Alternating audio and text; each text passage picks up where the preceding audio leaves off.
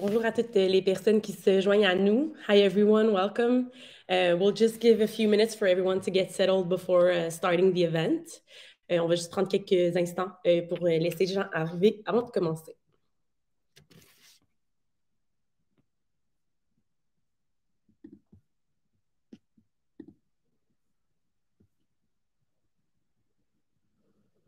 Pour les personnes qui voudraient poser leurs questions ou mettre des commentaires là, pour les panélistes et les présentatrices, vous pouvez faire ça là, dans le petit chat juste à côté du vidéo, là, juste à la droite, en rentrant votre nom tout simplement.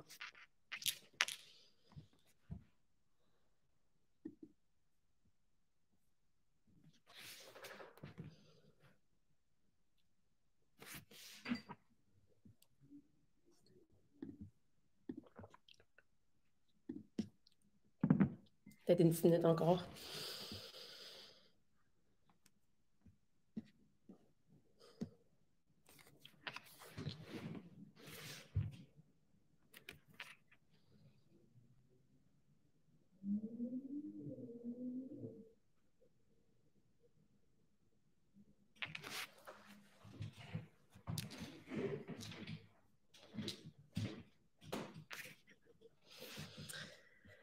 Alors, je me lance. Bonjour à toutes et à tous. C'est vraiment un plaisir de vous accueillir ce matin pour la première édition qu'on espère ne pas être la dernière de notre séminaire international sur la sextorsion. Donc, merci beaucoup d'être avec nous. Hi, everyone, and welcome to our first ever seminar on sextortion, and thank you for being with us. We deeply hope this won't be the last edition, as there will certainly remain lots to talk about after this one day. My name is Marianne Couture-Sept. I'm Vice President and Awareness Campaign Director at Les Trois Sexes. I will be the host of today's seminar. So for those of you who are English speakers, pardon me for not making this initial speech in English. I'll make it up to you in the closing one. The rest of the day, starting at 10:45, will be held in English entirely. Donc, je m'appelle Marianne Couture-Sept, je suis vice-présidente et directrice du volet sensibilisation chez Les Trois Sexes. Et c'est moi qui vais avoir le plaisir aujourd'hui d'animer le séminaire et de vous présenter les séances qu'on a prévues pour vous. Donc, je tiens tout d'abord, avant de commencer, à remercier l'équipe d'organisation du séminaire et de la campagne de sensibilisation Sextorsion pour leur temps, leur implication et leur travail. Donc, un merci tout particulier à Mylène, directrice générale de Les Trois Sexes, Isabelle, directrice des communications, Raphaël, notre dévoué graphiste, Marianne, Léo-Frédéric et Estelle pour votre soutien moral et technique, ainsi que Flavie, Zoé et Pamela, sans qui absolument rien là, de tous ces savoirs-là et de ce contenu n'aurait pu voir le jour. Je tiens aussi à mentionner que Les Trois Sexes n'existeraient absolument pas sans le travail et les efforts continus de plus que 50 bénévoles. Sans eux et elles, aucun de nos projets pourrait voir le jour. Puis je tiens vraiment à les remercier ici et tout particulièrement l'équipe de révision et de traduction. Je dois aussi remercier notre cher partenaire du projet, l'Observatoire des conflits multidimensionnels de la Chaire Raoul-Dandurand. Un merci spécial à Alexis Rapin et Gabriel Gendron qui sont impliqués dans la recherche et la coordination du projet, ainsi qu'à Ivana Potex pour son aide aux communications. Enfin, en guise de dernier remerciement, je tiens à mentionner que ce projet-là n'aurait pas pu voir le jour sans l'aide financière de Patrimoine canadien dans le cadre de son programme de citoyenneté numérique. Donc, merci infiniment à vous. Le séminaire qu'on vous propose aujourd'hui s'inscrit dans une campagne plus large sur la sextorsion. L'an dernier, Les Trois Sexes a présenté la campagne « Protagoniste de ton cyberplaisir » dans l'espoir d'outiller la population générale pour mener une vie sexuelle en ligne plus sécuritaire. Cette fois-ci, avec Sextorsion, l'idée, c'était de s'intéresser de plus près à un phénomène qui est très peu étudié, puis qu'on est présente aussi largement comme principal danger associé aux pratiques sexuelles en ligne. J'ai nommé la sextorsion. C'est un secret pour personne que les technologies de l'information, aidées d'une ère pandémique qui s'étend, ont transformé nos manières d'entrer en relation et de pratiquer la sexualité. Mais les violences à caractère sexuel et la culture du viol ne sauraient s'effacer dans cette transition des pratiques sexuelles vers la sphère numérique. Bien au contraire, on assiste plutôt à une digitalisation de la culture du viol. Donc, deepfake, partage non consensuel d'images intimes, violence basée sur l'image, cyberflashing. C'est quelques-unes des occurrences de violences à caractère sexuel qui prennent place dans le métavers, mais dont les effets sont bel et bien réels et durables et contre lesquels il est nécessaire d'agir. Par ailleurs, force est de constater aussi qu'il y a une prolifération de publicités sociales qui visent uniquement les victimes d'actes de sextorsion et qui reproduisent des valeurs d'abstinence quant aux pratiques sexuelles numériques. Donc, c'est dans ce contexte-là, et face au manque abyssal de ressources pour dénoncer les actes de sextorsion, que les trois sexes ont décidé de déployer sa campagne, qui est en fait seulement une première étape pour ce qui suit. On entend prendre action pour des changements concrets et durables en termes de législation, de recours et de formation du personnel intervenant auprès des survivantes et des survivants d'actes de sextorsion. Mais pour bien intervenir pour contrer la sextorsion, puis pour aller plutôt vers une digitalisation de la culture du consentement, ça prend une compréhension plus globale du phénomène, puis des outils qui existent pour le prévenir ou au pire pour le guérir. Donc, c'est la raison pour laquelle on a décidé aujourd'hui de réunir 7 chercheuses de domaines variés qui adoptent tout un regard profondément critique, féministe et intersectionnel sur la question de la sextorsion. On a choisi de les faire discuter ensemble plutôt que de les faire présenter séparément, parce qu'il nous importe aussi là, de contribuer à tisser des liens entre chercheuses, juristes, militantes, dans l'espoir de mieux faire avancer la lutte pour la reconnaissance pleine et entière de toutes les déclinaisons de la sextorsion en tant qu'acte criminel. Donc, pour réfléchir ensemble, on vous propose un séminaire en 3 temps. D'abord, la présentation d'un rapport de recherche sur la sextorsion, où il va être question de définir ce que c'est que la sextorsion. On va parler aussi de sextorsion politique et de législation. Donc, cette première présentation, elle va jeter les bases pour les panels qui vont suivre. Le premier panel, on va avoir la chance d'entendre Claire Maglin, Jane Bailey, Alexa Dodge et Asia Eaton. Et ça s'intitule « Définir la cybersextorsion au-delà des violences sexuelles basées sur l'image. Defining online sextortion beyond image-based violence, sexual violence ». Donc, le premier panel va avoir pour but de jeter les bases, encore une fois, d'une définition théorique et opérationnelle de la cybersextorsion, puis aussi d'en élargir le champ conceptuel. Donc, il va s'agir de réfléchir au-delà des violences basées sur l'image, qui sont souvent citées comme seul exemple des violences sexuelles en ligne, puis aussi de jeter un regard critique sur les définitions qui existent de la cybersextorsion. Dans le cadre du deuxième panel, on va recevoir Moira Aikenhead, Chaire Holt et Susie Dunn. Puis il va être question de solutions légales et de cybersécurité en place pour contrer la sextorsion. Le panel s'intitule « Approche contemporaine de la sextorsion, s'éloigner du paradigme sex negative » ou en anglais « Contemporary Approaches to Sextortion, Moving Away from the Negative Sex Paradigm ». Donc, les invités vont tenter de repenser ces approches-là qui sont souvent basées sur une vision négative de la sexualité en ligne et de proposer des solutions qui sont plutôt campées dans une perspective féministe, intersectionnelle et des solutions qui encouragent une expression positive de la sexualité en ligne sans stigmatiser ni limiter les libertés puis les moyens d'expression, tout particulièrement des femmes, des personnes queer et genderqueer. Donc, on y arrive à la première présentation, mais avant de commencer, là, je vous rappelle que vous pouvez à tout moment nous envoyer vos questions ou laisser des commentaires pour nos invités en écrivant dans la boîte de discussion qui se trouve là, à la droite de la vidéo live. Je vous présente donc sans plus tarder nos 3 chercheurs pour la première présentation. Donc, on a d'abord Flavie Collin, qui est titulaire d'un baccalauréat en psychologie à l'Université de Montréal. Elle a travaillé à titre d'intervenante psychosociale au sein d'organismes communautaires qui œuvrent auprès de personnes en situation d'itinérance. Donc, ses implications militantes visent la prévention des violences sexuelles, notamment par une éducation à la culture du consentement. Elle travaille depuis 2 ans en recherche sur l'utilisation des technologies pour faciliter la violence sexuelle et intime. Elle travaille aussi comme intervenante sociale auprès des adolescentes et des adolescents et des familles en difficulté en protection de la jeunesse, ainsi qu'à titre de chargée de projet sur Sextortion. Ensuite, on a Gabrielle Gendron, qui est à la maîtrise en sciences politiques à l'UQAM, coordonnatrice et chercheure en résidence à l'Observatoire des conflits multidimensionnels de la Chaire Raoul-Dandurand. Elle travaille notamment sur le développement des nouvelles technologies, la cybersécurité dans la région de l'Asie du Sud-Est et l'exportation numérique chinoise dans le monde. Dans le cadre du projet Sextortion, Gabrielle a effectué une recherche sur le phénomène des deepfakes qui s'avèrent être des puissants outils de chantage politique et elle va en présenter aujourd'hui les résultats. Enfin, on a Zoé Yarimovic, qui est titulaire d'un baccalauréat en psychologie avec une mineure en études interdisciplinaires sur la sexualité de l'Université de Concordia. Ses recherches ont porté sur la violence sexuelle et l'application de la technologie aux pratiques sexuelles.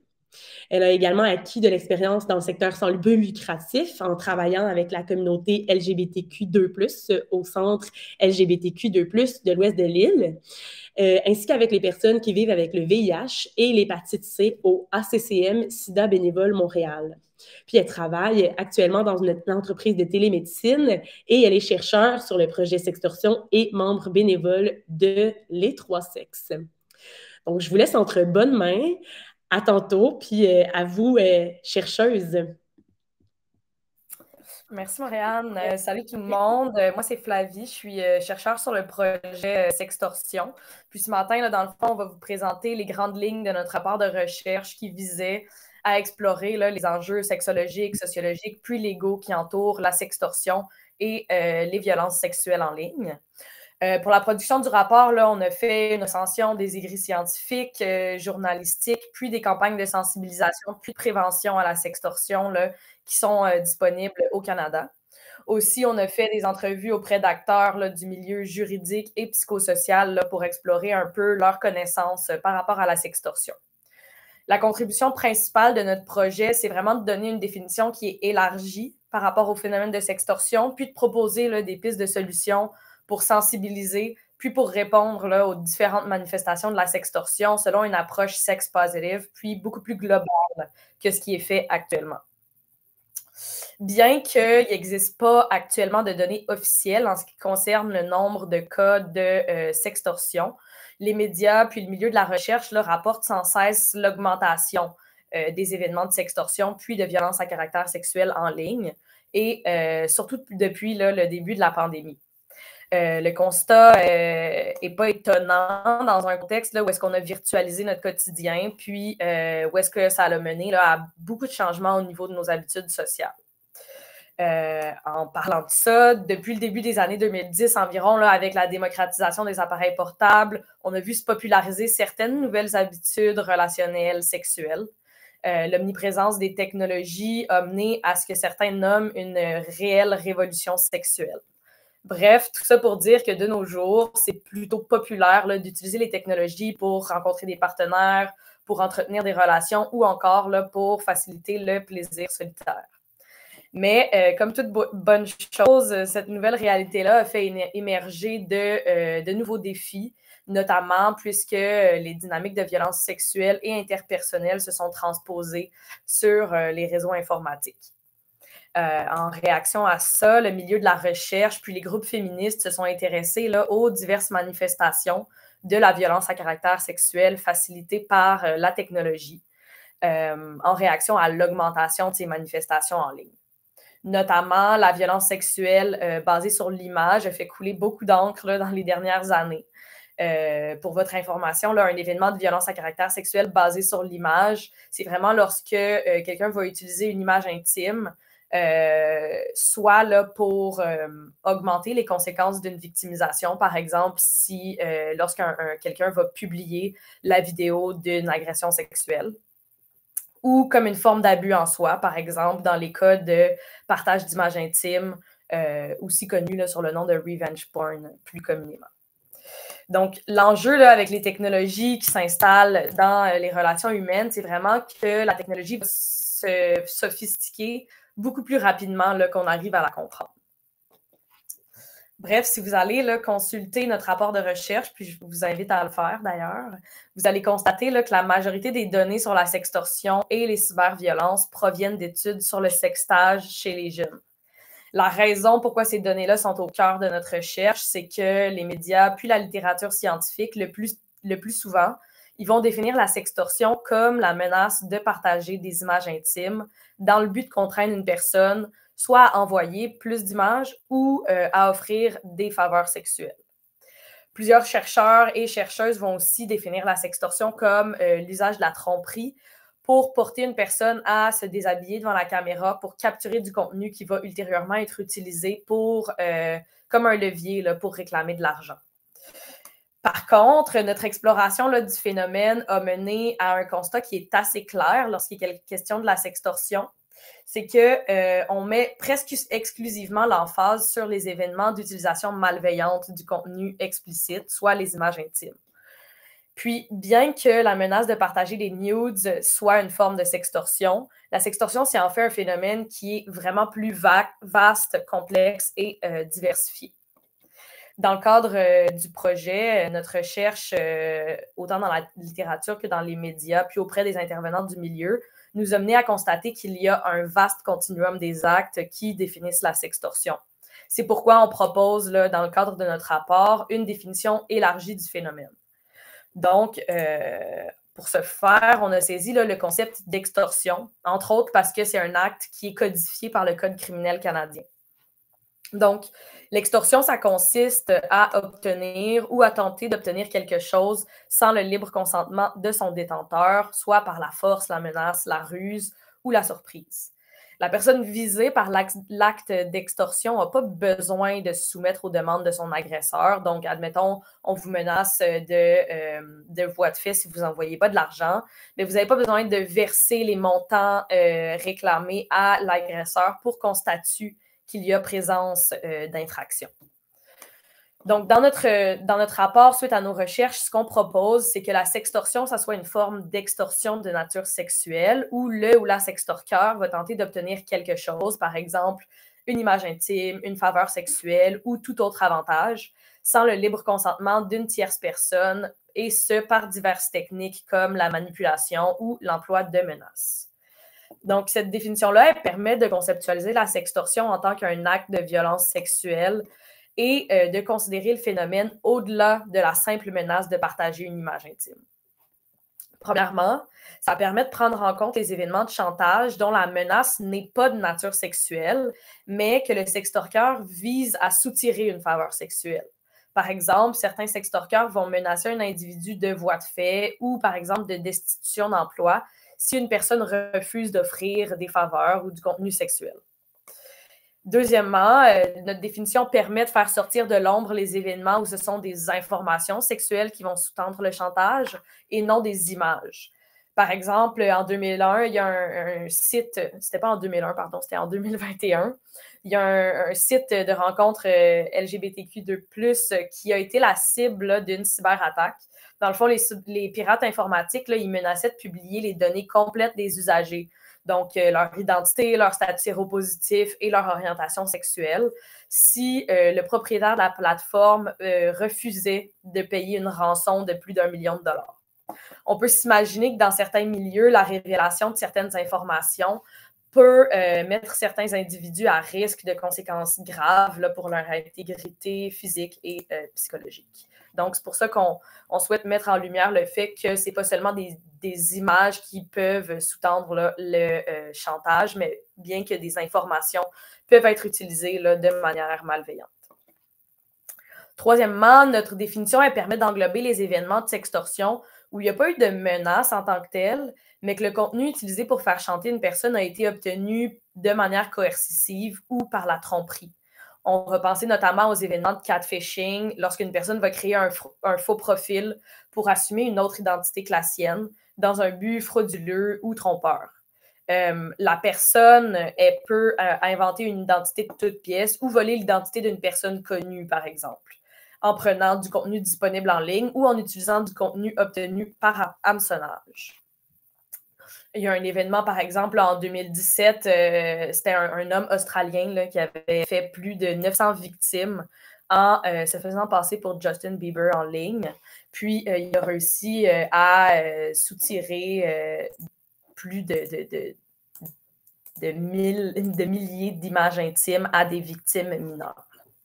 Le catfishing est aussi étroitement lié là, aux événements de fraude romantique lorsqu'une personne là, va développer une relation intime pour gagner la confiance de sa victime, puis lui soutirer là, de l'argent ou des faveurs sexuelles. D'ailleurs, selon le Centre antifraude canadien, là, la fraude romantique serait au 2e rang des types de fraudes qui ont engendré le plus de pertes financières l'an dernier.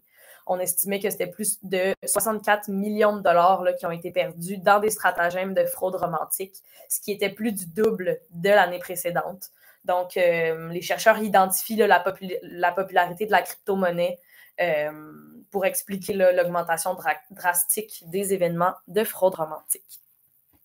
Finalement, notre définition, là, elle permet aussi d'inclure les événements de sextorsion dont le but n'est pas d'obtenir des images intimes. Donc, c'est vrai que le sextorqueur peut chercher à obtenir des images intimes en mettant à exécution des menaces, mais il peut également chercher à obtenir des faveurs sexuelles, de l'argent.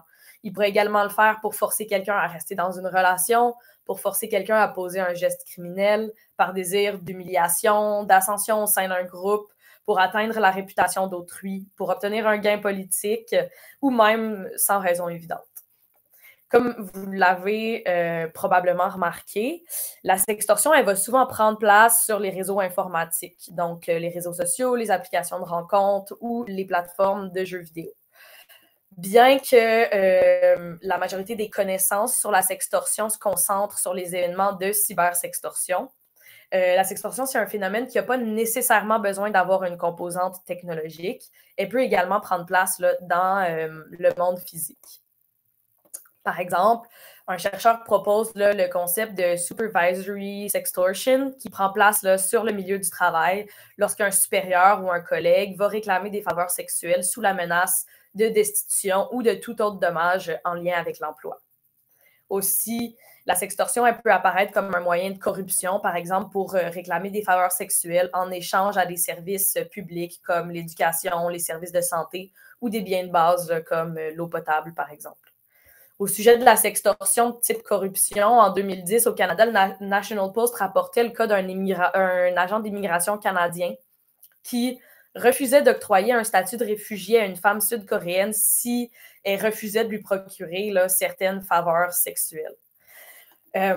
Par contre, pour ce qui est là, de la sextorsion sans composante technologique qui va prendre place là, dans le monde physique, il existe très, très peu d'études empiriques. Donc, c'est vraiment important là, de développer les connaissances à ce sujet-là. Donc, la pertinence d'une définition là, réside vraiment dans le fait qu'elle permet d'englober les événements de sextorsion qui n'ont pas de composante technologique. Puis, c'est vraiment... on a abordé là, en ce moment plusieurs manifestations de la sextorsion, mais vraiment pas l'ensemble d'entre elles, parce que c'est un phénomène vraiment complexe qui est à l'intersection là, des violences sexuelles, des violences monétaires, psychologiques, informatiques. Mais le plus simplement possible, on pourrait dire que la sextorsion, c'est une forme de chantage de nature sexuelle qui peut prendre en place là, autant dans la vraie vie qu'en ligne par des personnes connues ou inconnues. Donc, bien que les inquiétudes là, qui sont soulevées quant à la sextorsion vont principalement viser la présence des mineurs en ligne, la sextorsion, elle peut vraiment toucher l'ensemble de la population, autant en ligne que dans le monde physique. La sextorsion, elle va se produire dans les pays développés comme en développement. Elle va toucher les populations vulnérables et privilégiées. Par contre, bien qu'elle peut cibler tout type d'individus, les personnes qui se situent aux intersections de certaines dynamiques d'oppression sont plus à risque d'en être victimes. Donc, la prévalence de la sextorsion en fonction du genre, bien qu'elle ne fasse pas l'unanimité dans la littérature, on rapporte dans la majorité des études que les populations marginalisées, entre autres sur la base de l'identité de genre, de l'orientation sexuelle, de la couleur de peau, de l'origine ethno-culturelle, vont être plus visées par la sextorsion et les violences sexuelles en ligne. Donc, l'intersection là, entre ces divers éléments identitaires vont venir produire des réalités uniques qui vont souligner là, le besoin de mobiliser une approche intersectionnelle pour étudier et lutter là, cette forme de violence à caractère sexuel. Donc, Finalement, là, il est quand même important de mentionner que malgré les avancées en termes de droits puis d'éducation sexuelle au Québec, les campagnes de sensibilisation puis de prévention à la sextorsion vont témoigner d'attitudes là, qui sont très propres à la culture du viol. Donc, on fait face à un discours qui est centré sur la répression du sextage plutôt que d'aborder la banalisation du consentement en ligne puis des violences à caractère sexuel. Donc, on fait face à un narratif qui témoigne d'un désir de surrégulation de l'expression puis de l'autonomie sexuelle en ligne par la responsabilisation, la diabolisation là, de l'auto-expression sexuelle. Par exemple, le Centre canadien de protection de l'enfance va aborder le sextage chez les jeunes comme une forme d'auto-exploitation sexuelle. Puis en parlant de cette manière, on suppose qu'il est impossible de consentir à cette pratique sexuelle.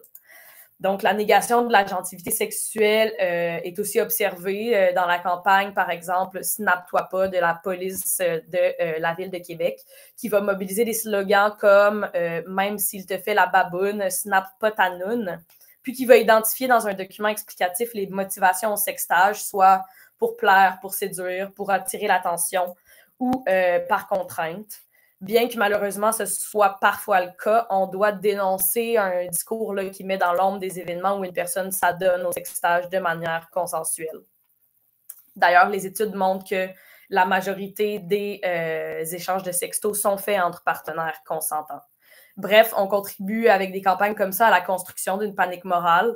On diabolise le sextage, on l'apporte comme un grave fléau, une pratique malsaine là, dont il faut se protéger pour éviter une victimisation.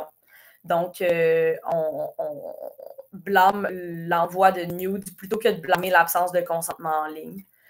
Donc, malgré que je crois à la bonne intention des personnes derrière ces campagnes, ça contribue là, à la stigmatisation de la sexualité en ligne, puis ça perpétue un paradigme sex-négatif dans nos efforts là, de prévention.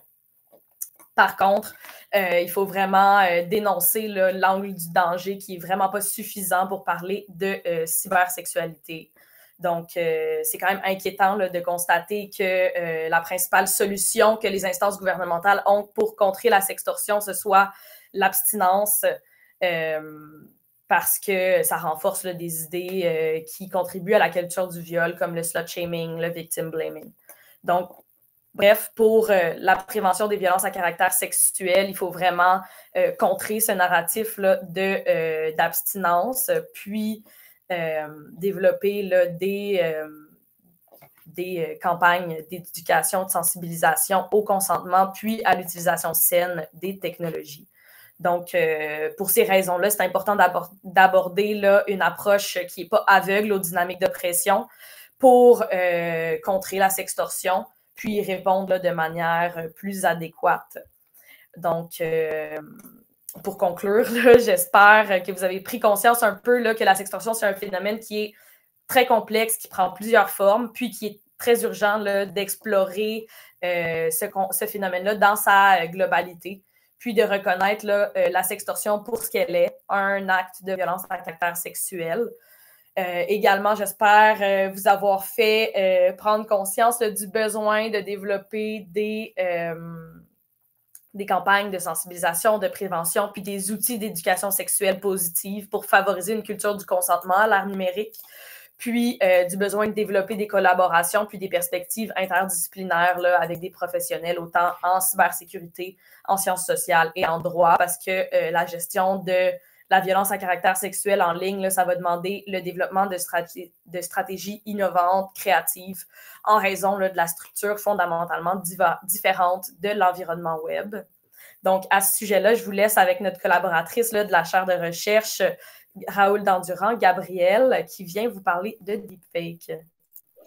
Oui, merci Flavie. Donc, bonjour tout le monde. Dans le cadre de mes recherches, moi, je me suis vraiment penchée sur l'utilisation de l'intelligence artificielle dans les opérations de cybercriminalité, mais plus précisément le phénomène des deepfakes réalisés dans une optique de sextorsion. Donc, je vais débuter un peu avec une courte explication de qu'est-ce que c'est un deepfake. C'est des vidéos hyper réalistes qui font appel à l'intelligence artificielle pour dépeindre des personnes disant et faisant des choses qui n'ont jamais eu lieu. Donc, le processus consiste à introduire des séquences vidéo de 2 personnes, par exemple, dans un algorithme d'apprentissage profond pour l'entraîner à échanger les visages.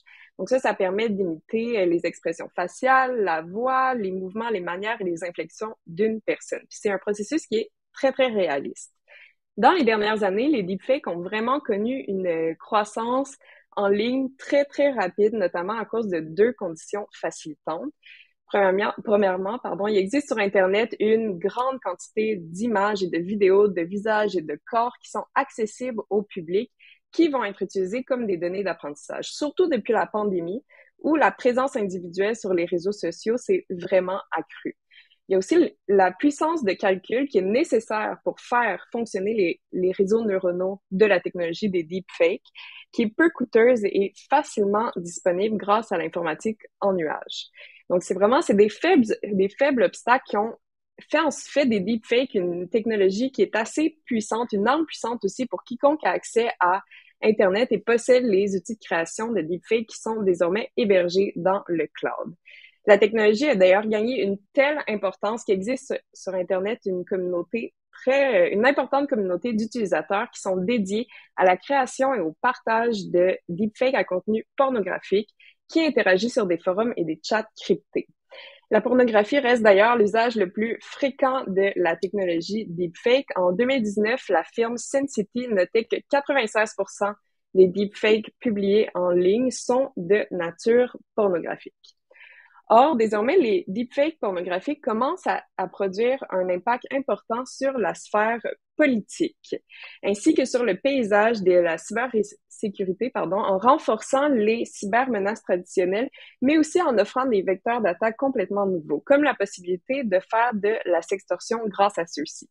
Puis, à la base, la technologie deepfake avait déjà son lot d'impact dans la sphère de la politique internationale, notamment son utilisation pour affaiblir la confiance dans le processus et les institutions démocratiques, accroître les tensions sociales et politiques,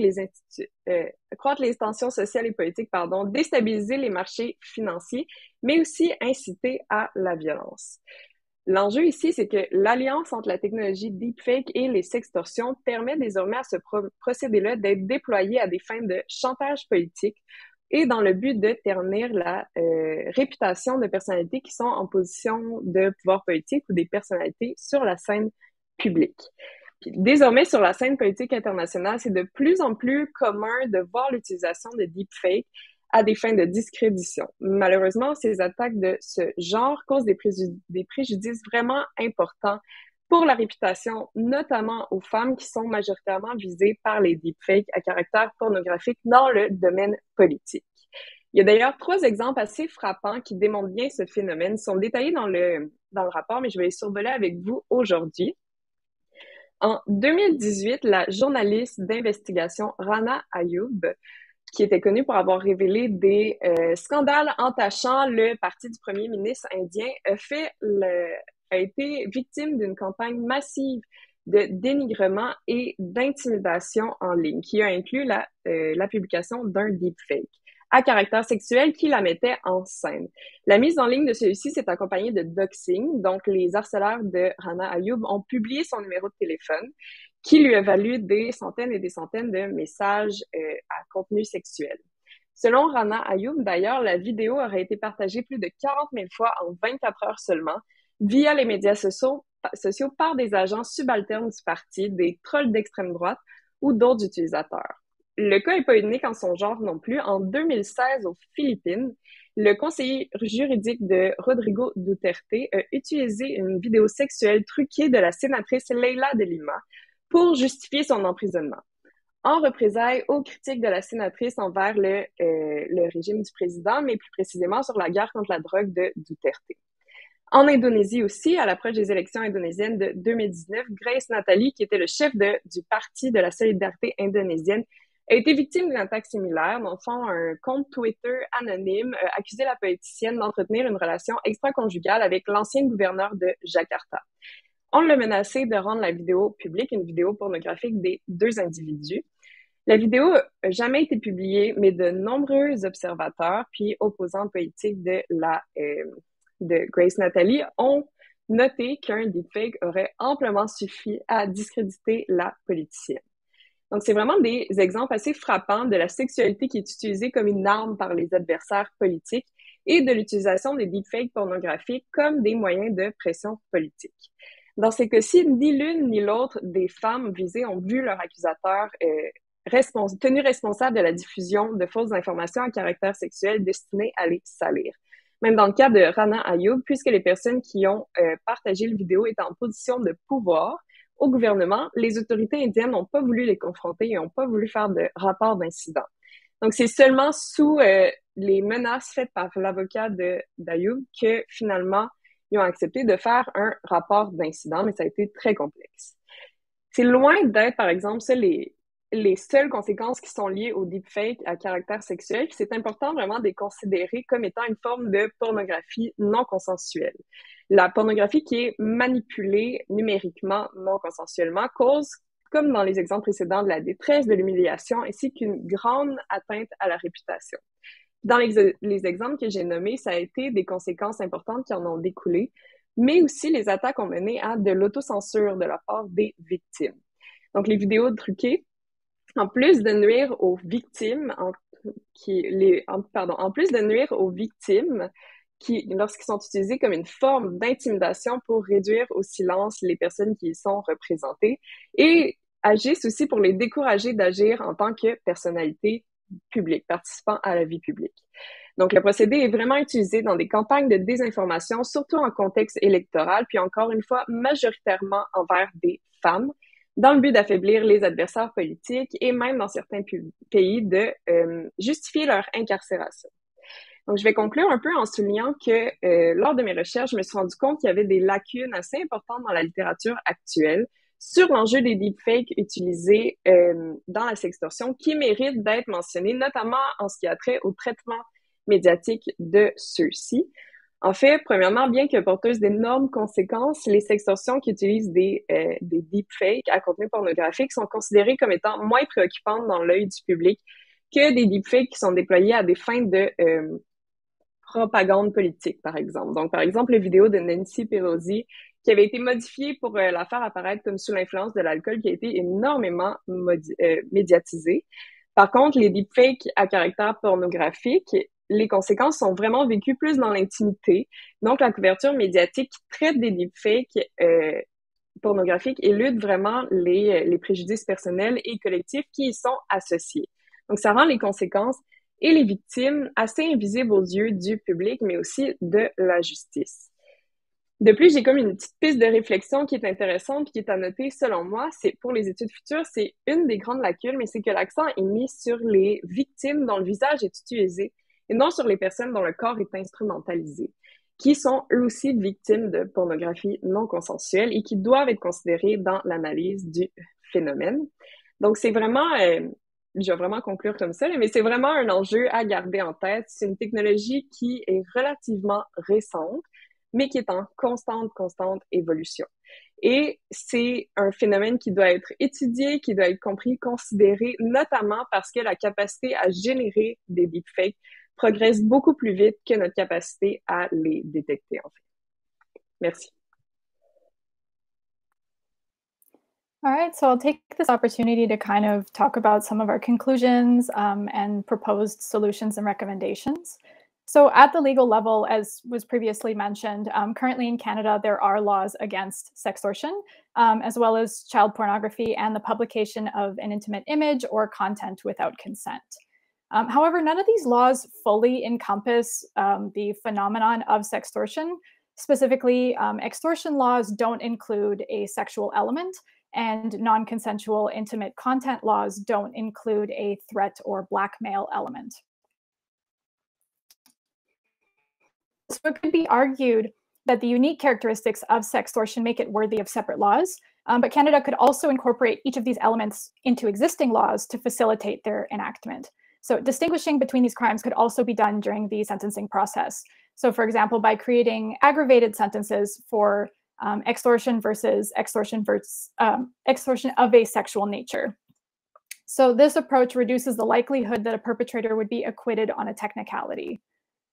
In terms of social services, since sextortion is not legally recognized as a unique crime in and of itself with its own dynamics and characteristics, there are fewer resources available to victims. So organizations who work with victims of domestic violence or sexual violence, for example, may not be equipped to deal with a cybersexual crime. So researchers have found that mental health professionals, for their part, report feeling ill-equipped. Some of the challenges that these professionals cite include an increased number of cases in recent years, lack of follow-up with their victims, and a lack of tools, models, and resources tailored to this specific form of violence. Lack of professional training on this topic can result in the perpetuation of victim-blaming attitudes. So victims being considered partly responsible for their victimization by producing the intimate content themselves, or being naive enough to let intimate content depicting them be created against their will or stolen from them. So sextortion cases can also be considered less severe by practitioners when they take place online. However, studies show that the emotional and psychological impacts are similar to sexual crimes that take place in person. And it's not to say that practitioners are the only ones who hold these biases. We can see this at the legal level as well, in terms of the general public, the way it's reported in the media. But as a result, professionals in particular can underestimate the amount of support that a victim may need. So there's need for both professional training and public awareness campaigns, which promote a culture of consent online or otherwise. So specifically not through teaching cyber safety or strategies to avoid being victimized, but by really emphasizing the moral, ethical, and legal wrongdoings of perpetrators. In terms of law enforcement and the technology industry, law enforcement agencies face several challenges when detecting, apprehending, and prosecuting perpetrators of cyber sextortion cases related to judicial boundaries, difficulties in gathering evidence, and a lack of resources. So for instance, preventative tactics such as sting operations, surveillance, and investigation of cyberspaces to identify abusers can reduce future abuse. However, the internet has become far too vast to adequately monitor given the limited resources of law enforcement. So perpetrators, on the other hand, have a number of tools at their disposal to conceal identifying information, such as encryption, virtual private networks or VPNs, proxy servers, as well as cloud storage that allows them to save and access illegal content without having possession of it in their homes. Perpetrators can and do also form organized online networks to collect non-consensual intimate content, as well as share their knowledge on ways to evade law enforcement. So with the advent of the internet and therefore the globalization of sextortion brings with it an imminent threat both to people who sext and produce intimate content consensually, as well as anyone else who may potentially be victimized by the creation of non-consensual intimate content depicting them. So deepfakes, video voyeurism, etc. Since abusers' access to potential victims is fast, easy, vast, and persistent. So therefore, it's essential to strengthen global coordination between different law enforcement agencies, including facilitating the exchange of evidence between foreign jurisdictions when a crime crosses state borders. And in terms of the technology industry, the tech industry has a responsibility to prevent these crimes because they are a vector for them. So researchers have proposed several recommendations for ways that the tech industry can help prevent these crimes. So prevent the crimes or help report them. So making it easy and quick to report them on their platforms, remove the non-consensual intimate content, using text analysis tools or AI to identify, document, and report sextortion cases, which can also be supplemented with human resources, making resources readily available to victims, building camera covers into all devices, the use of photo DNA, otherwise known as hashing or digital fingerprinting technology, which can detect and block non-consensual intimate content before it's uploaded, etc. So the main idea being to hold the technology industry accountable for its role in either facilitating or inhibiting sextortion. And while most mainstream content hosting platforms or social media sites do these things to some capacity, there are other platforms that exist primarily to host this exact type of content. So one example could be the revenge pornography website isanyoneup.com. This website no longer exists, but there are many others like it that have taken its place. So in this regard, legislation has been enacted in Australia that empowers courts to hold perpetrators responsible for the removal, deletion, and destruction of non-consensual intimate content within 48 hours. And a failure to do so can result in a maximum penalty of 2 years in prison. So such legislation could be adopted in Canada and be extended to internet service providers, search engines, and content hosting platforms. So the hope is that each of these changes would not only reduce the overall rates of sextortion, but also offer recourse to those who do become victims, and once again, promote a culture where people have sexual freedom and liberty. So there's nothing legally or morally reprehensible about an adult consensually creating and sharing intimate content with another consenting adult. However, it should neither be socially nor legally acceptable for anyone to share intimate content beyond its intended audience. And with that, I think we can move on to the question section of this presentation.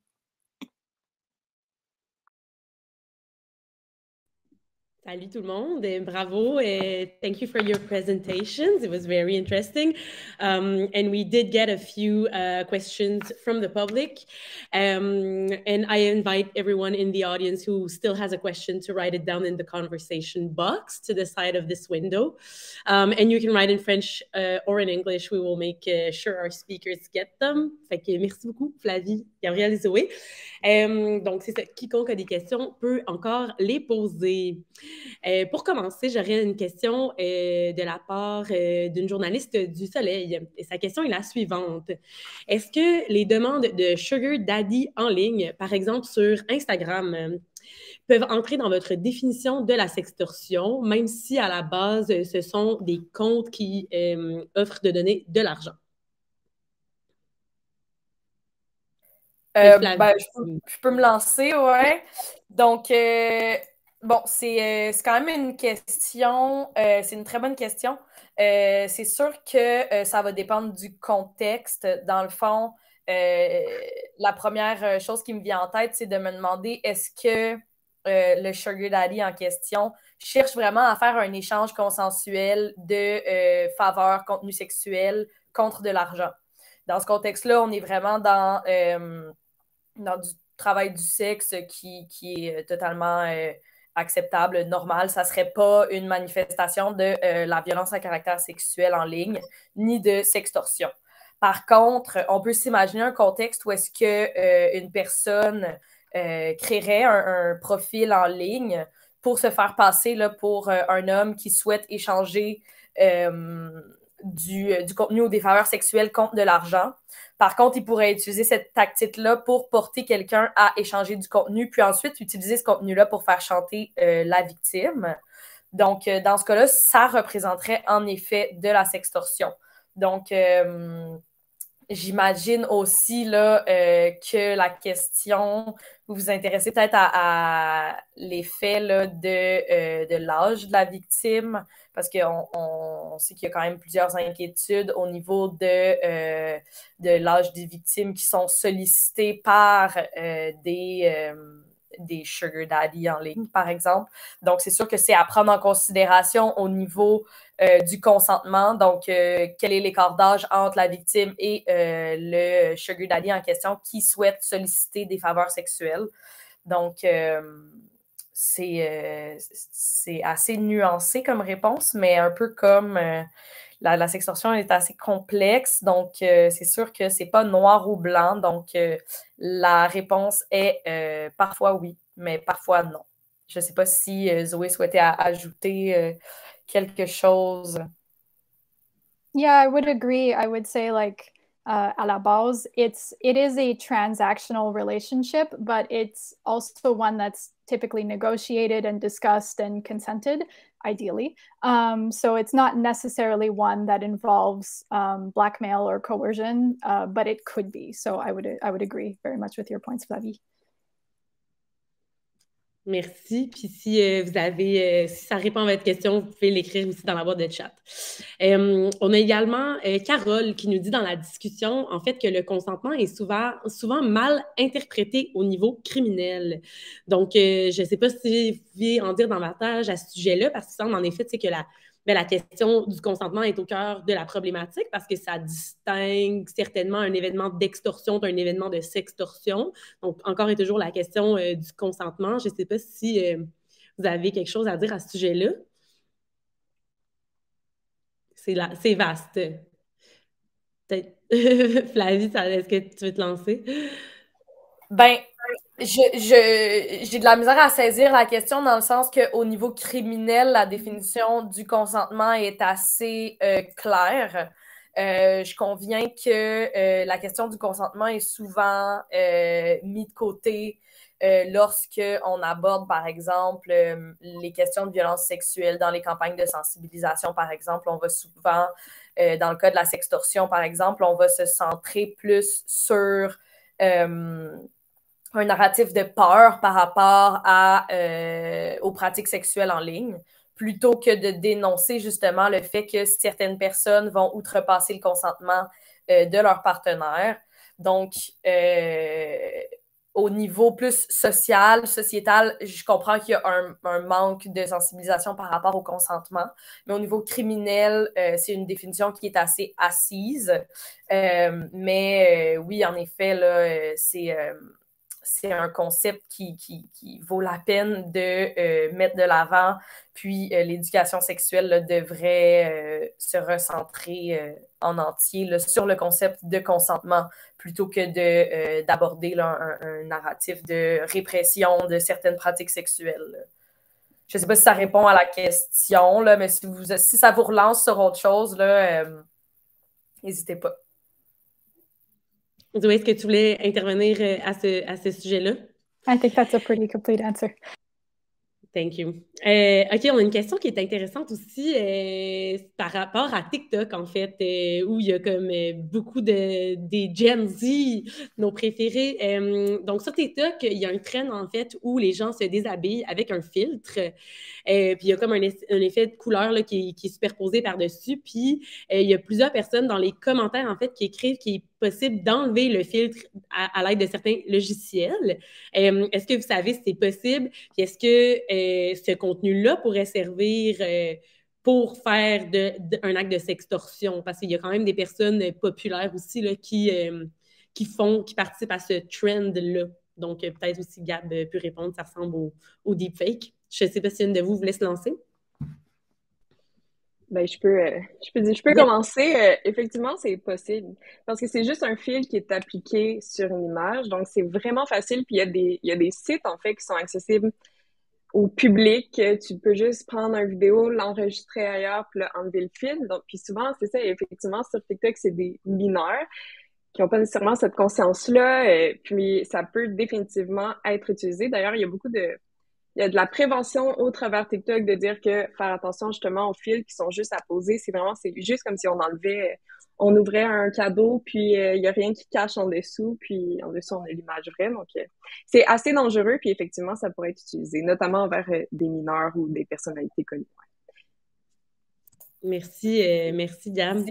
Si je peux me permettre aussi, là, je pense qu'il y a une certaine popularité dans les dernières années, puis une facilité à nudifier des images. Donc, je sais qu'il existe des applications de nudification. Là, donc, n'importe qui, par exemple, pourrait aller sur un compte de réseau social, par exemple, prendre une image, puis créer là, une image nue, finalement, là, de vous. Là. Donc, c'est assez inquiétant la facilité, dans le fond, avec laquelle on peut créer des images intimes. T'sais, on n'a plus besoin de... souvent, on va parler de partage non consensuel d'images intimes liées au phénomène du sextage, mais quand on prend en compte ces technologies-là, on comprend que c'est pas nécessairement du contenu qui a été partagé par la victime qui va être utilisé là, pour mettre l'événement à exécution, finalement. Oui, puis si je peux me permettre, au-delà des trucs qui n'ont pas été partagés, admettons une photo de quelqu'un qui est en rando, dont on voit le corps complet. Il y a plein, justement, d'applications, comme tu disais, sur Internet, qui sont entraînées, dont les algorithmes sont entraînés sur des corps féminins pour les nudifier. Donc, même si c'est une photo habillée, par exemple, en contexte non sexuel du tout, mais désormais, il y a plein d'applications qui existent, justement, c'est ça, pour nudifier. Puis un peu au sujet des deepfakes et de tout ça, là, Gabrielle, tu sais, je me demandais comment est-ce que il peut y avoir des événements en politique internationale et en diplomatie là, par rapport aux deepfakes et comment est-ce que c'est quoi qui se passe? Qu'est-ce qui pourrait se passer par rapport à ça? Il pourrait se passer bien des affaires. Mais tu sais, par exemple, en ce moment, on observe puis on étudie un nouveau phénomène un peu qui est les ransom fake, que c'est la contraction entre des ransomware, qui est un logiciel malveillant, avec les deepfakes. C'est assez intéressant, assez épeurant aussi, là. C'est, dans le fond, des cyberpirates qui vont envoyer une image de quelqu'un la mettant en scène dans une situation à caractère sexuel. La personne va cliquer sur l'image. Pendant ce temps-là, il y a un logiciel malveillant qui est installé sur l'ordinateur qui, lui, collecte des données, puis des images, puis des vidéos pour finalement en faire un deepfake à caractère pornographique qui est hyper réaliste. Puis le problème avec ça, notamment en politique internationale, on l'a vu un peu là avec les deepfakes, par exemple, de Trump qui, je pense que c'était le gouvernement de la Belgique qui avait fait ça, Trump qui parlait de réchauffement climatique, donc on peut vraiment faire dire n'importe quoi, n'importe quand. Puis si c'est un deepfake qui est à caractère sexuel, le problème en ce moment, c'est que qu'une vidéo soit réelle ou trafiquée, ça n'a plus vraiment d'importance, malheureusement, à cause de la multiplication des sources sur Internet et la rapidité des flux d'informations. Il y a une forte tendance à croire ce qui est vu.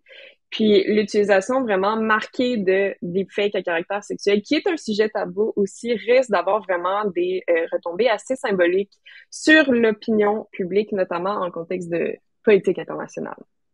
Merci pour ta réponse. Peut-être une petite dernière question, bonbon pour Flavie et Zoé. J'aimerais savoir, ça serait quoi votre campagne de sensibilisation rêvée pour contrer la sextorsion? À qui est-ce que vous vous adresseriez? Ben, la campagne idéale, c'est, ça serait pas difficile à battre pour commencer. Donc,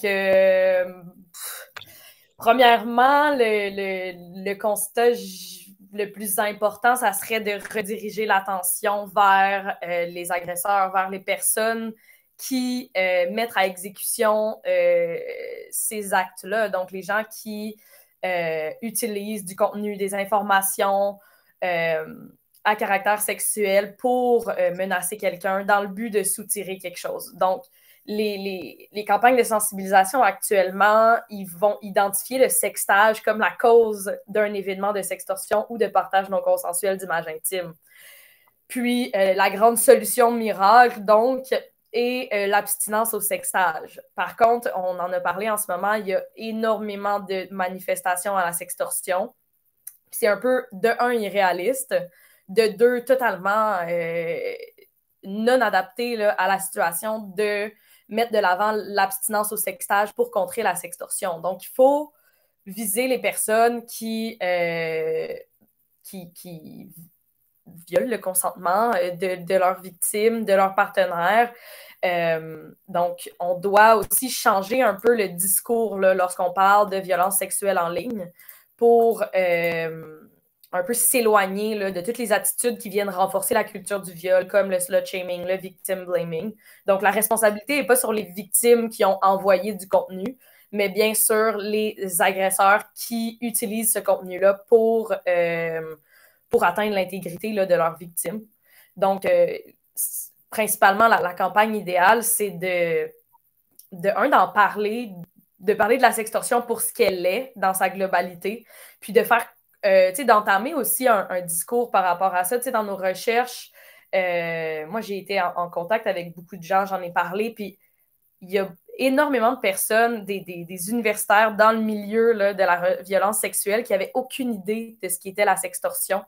Également, j'ai eu beaucoup de témoignages là, de personnes qui avaient été victimes d'un événement de violence sexuelle basé sur l'image, mais qui n'avaient aucune idée que c'était un acte de violence sexuelle qui pouvait être criminel, donc qui était codifié là, par le code criminel. Donc, c'est vraiment urgent de juste d'en parler selon une attitude là, sex positive pour arrêter là, de remettre sur le dos des victimes la responsabilité des agressions. Là. Donc, également, il y a une chercheure là, qui disait que, en raison de la complexité du phénomène de sextorsion puis de l'ampleur que ça a, qu'il faudrait quasiment avoir un Me Too movement par rapport à la sextorsion là, pour que les gens prennent conscience de l'ampleur de la chose.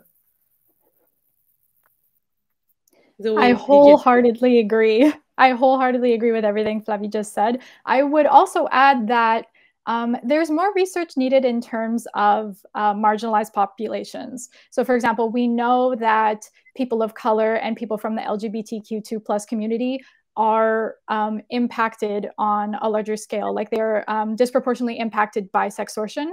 But beyond that, we don't know why. We don't know any of the mechanisms or maybe particular vulnerabilities that these populations have that make them more vulnerable. So I would really love to see people put them at the center of research so that we can figure out ways to, create interventions that are best adapted for these populations as well. Oui, absolument. Merci. En fait, je pense que ça fait... Je pourrais juste ajouter un petit commentaire? Parce que je vois que dans l'audience, il y a quelqu'un qui a demandé si on connaissait quelque chose sur les auteurs de sextorsion pour mieux diriger la prévention. Puis je trouve que c'est comme ça fait un peu du pouce sur ce qu'on vient de dire. Puis l'enjeu est vraiment justement qu'il manque tellement de recherches sur la question que c'est difficile de diriger la prévention. Mais il faut savoir que selon les différents types de sextorsion, les agresseurs ont différents profils. Parfait. Merci. Mais more on that later. On va en reparler aussi dans les panels, certainement. Donc, restez avec nous. Merci vraiment à vous, Flavie, Zoé, Gabrielle, pour votre travail. What you did was really just expose the tip of the iceberg of what sextortion is. There's undoubtedly lots more to discuss. That's what we'll do after a little break. So I suggest we take a little break before we jump right in with our first panel. And so stay with us. We'll be back at 10:45.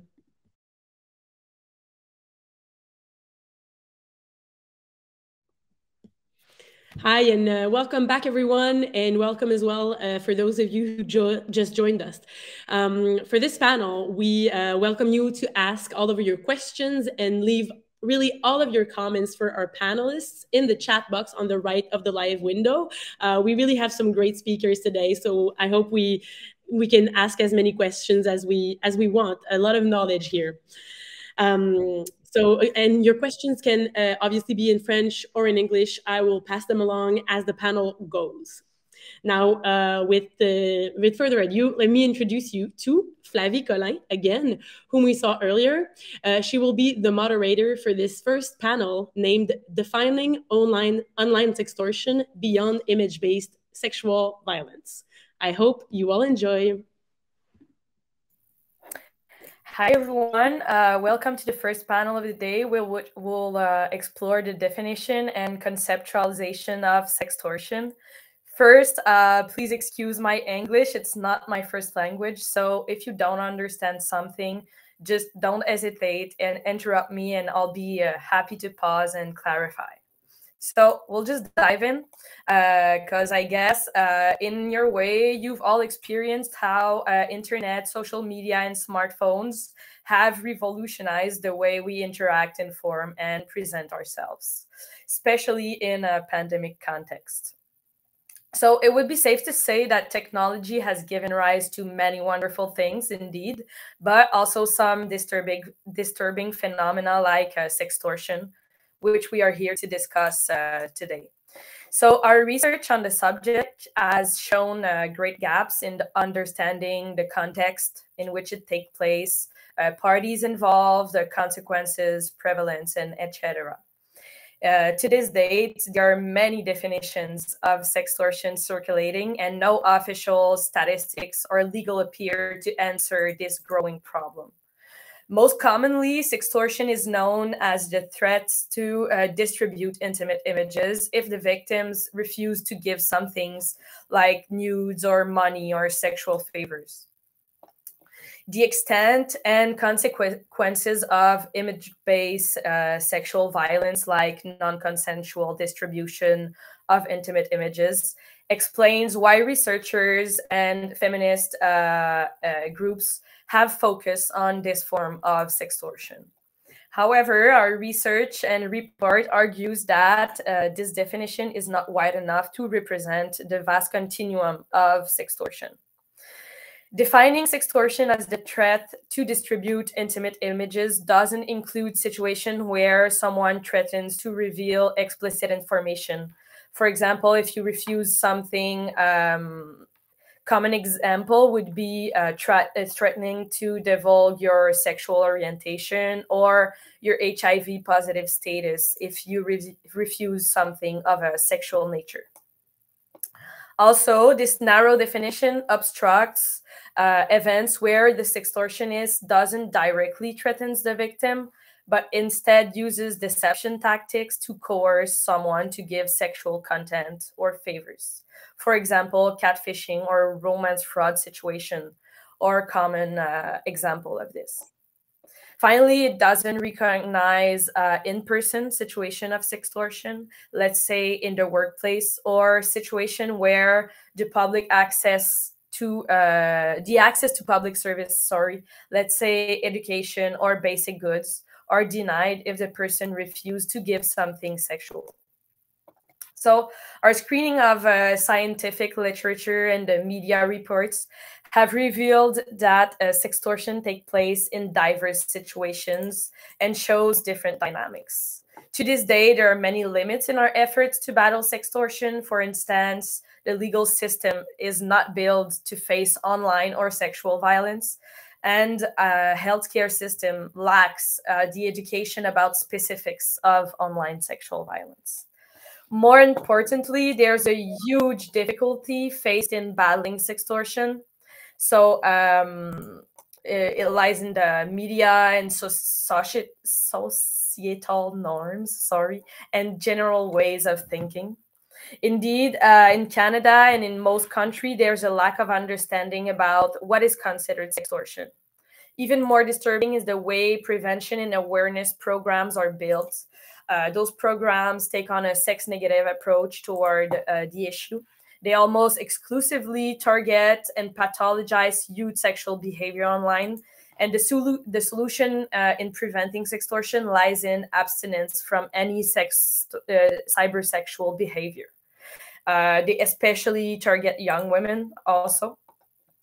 This way, they contribute to rape culture in channeling slut-shaming and victim-blaming ideas, and in attributing the responsibility on the victim instead of accusing the abuse of consent by perpetrators.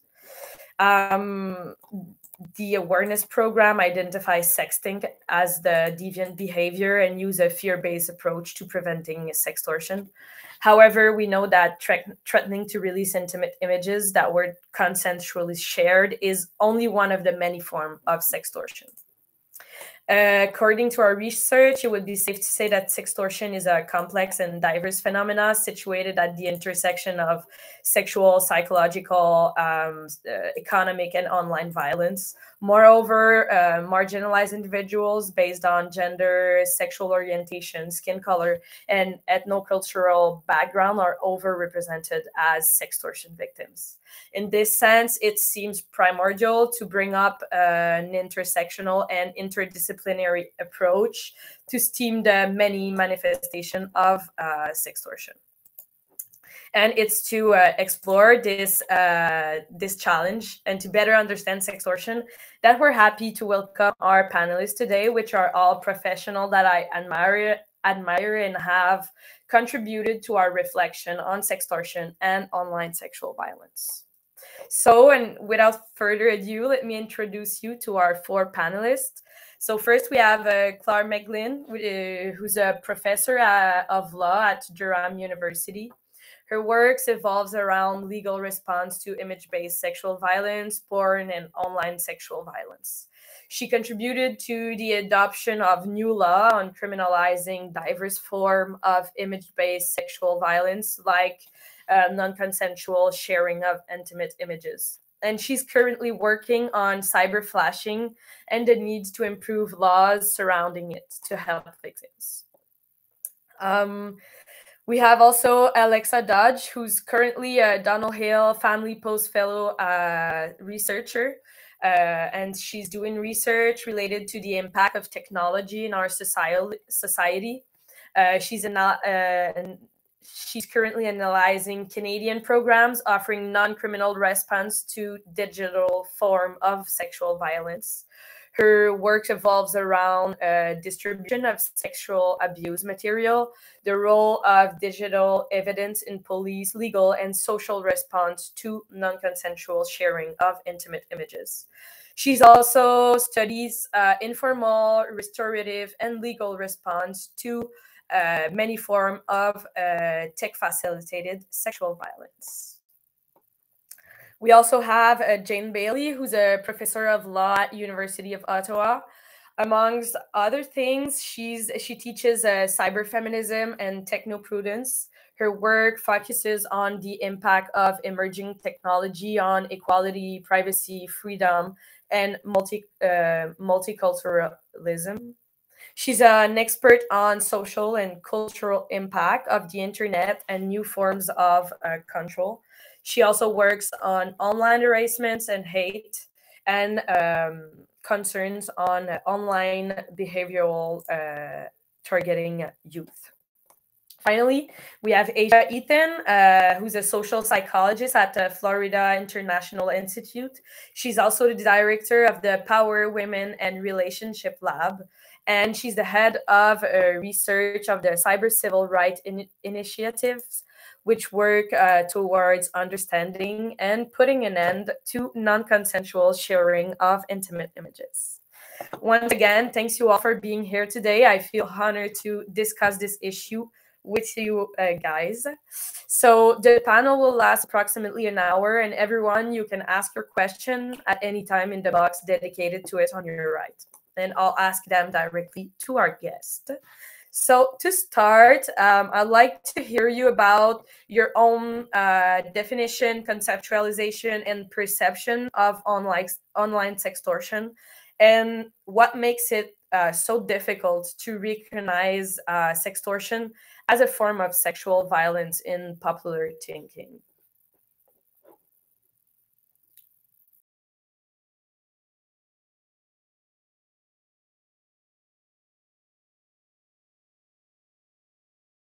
I don't know. I could ask this question to, let's say, Claire Maglin, because your studies have been a big part of our conceptualization of sextortion. So I might put you on the spot to start.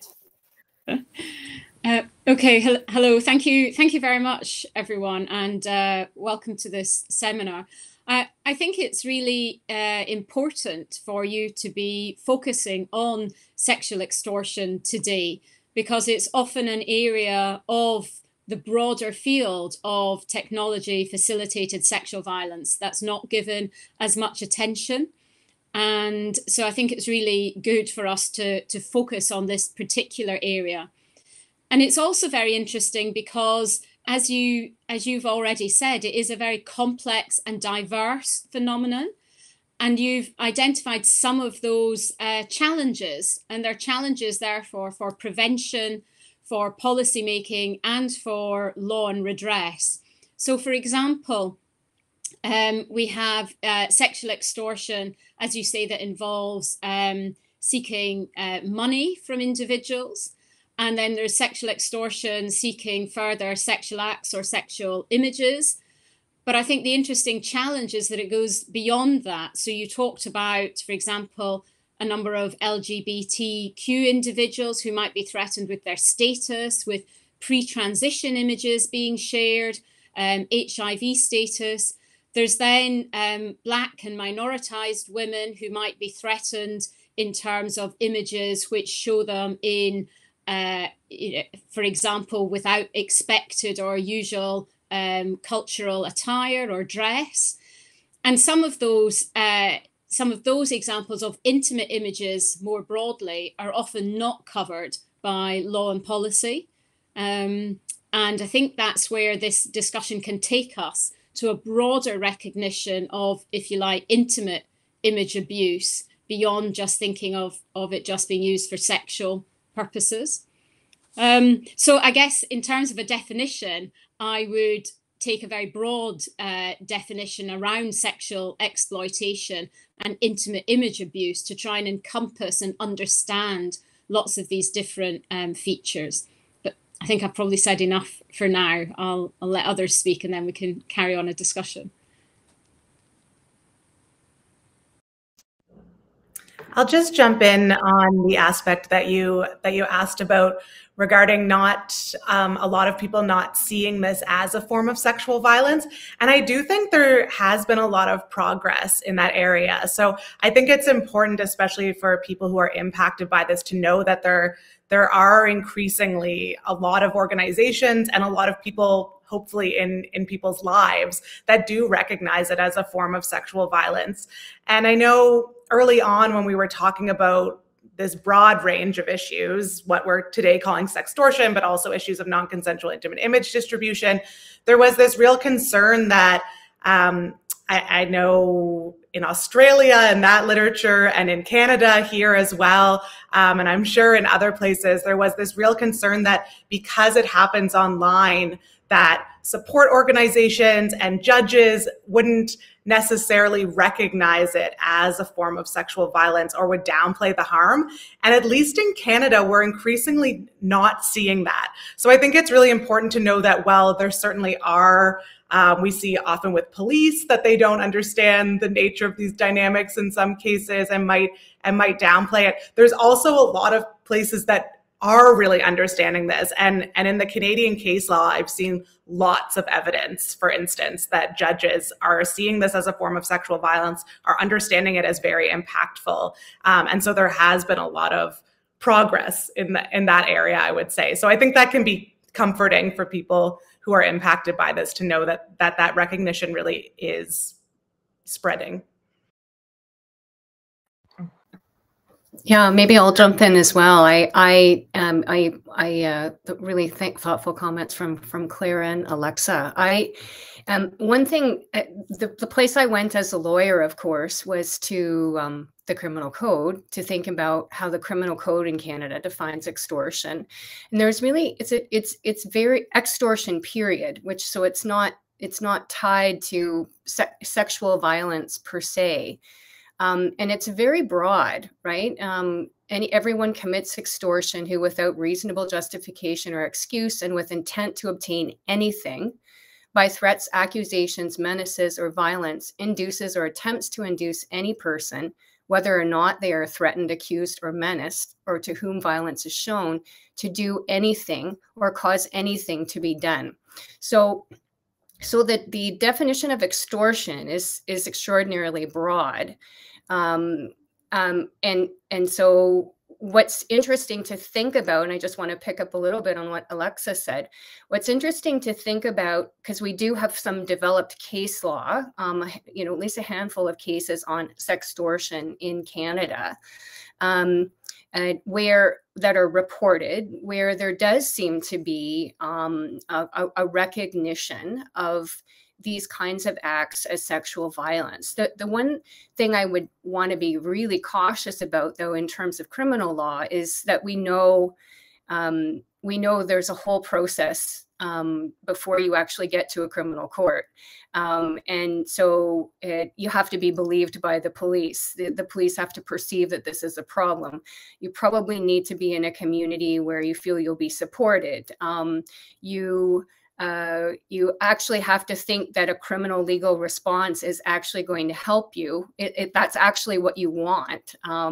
So there's all kinds of reasons to be really cautious about what we see, and the sorts of victims that we see as being sort of protected in Canadian, at least in Canadian criminal law cases, and whether or not they fall, this protection is afforded to groups of people who are perceived as innocent, and who represent often our stereotypical vision of what a victim looks like, which is often highly affected by racism, sexism, transphobia, homophobia, and all of those Islamophobia and all of those other issues.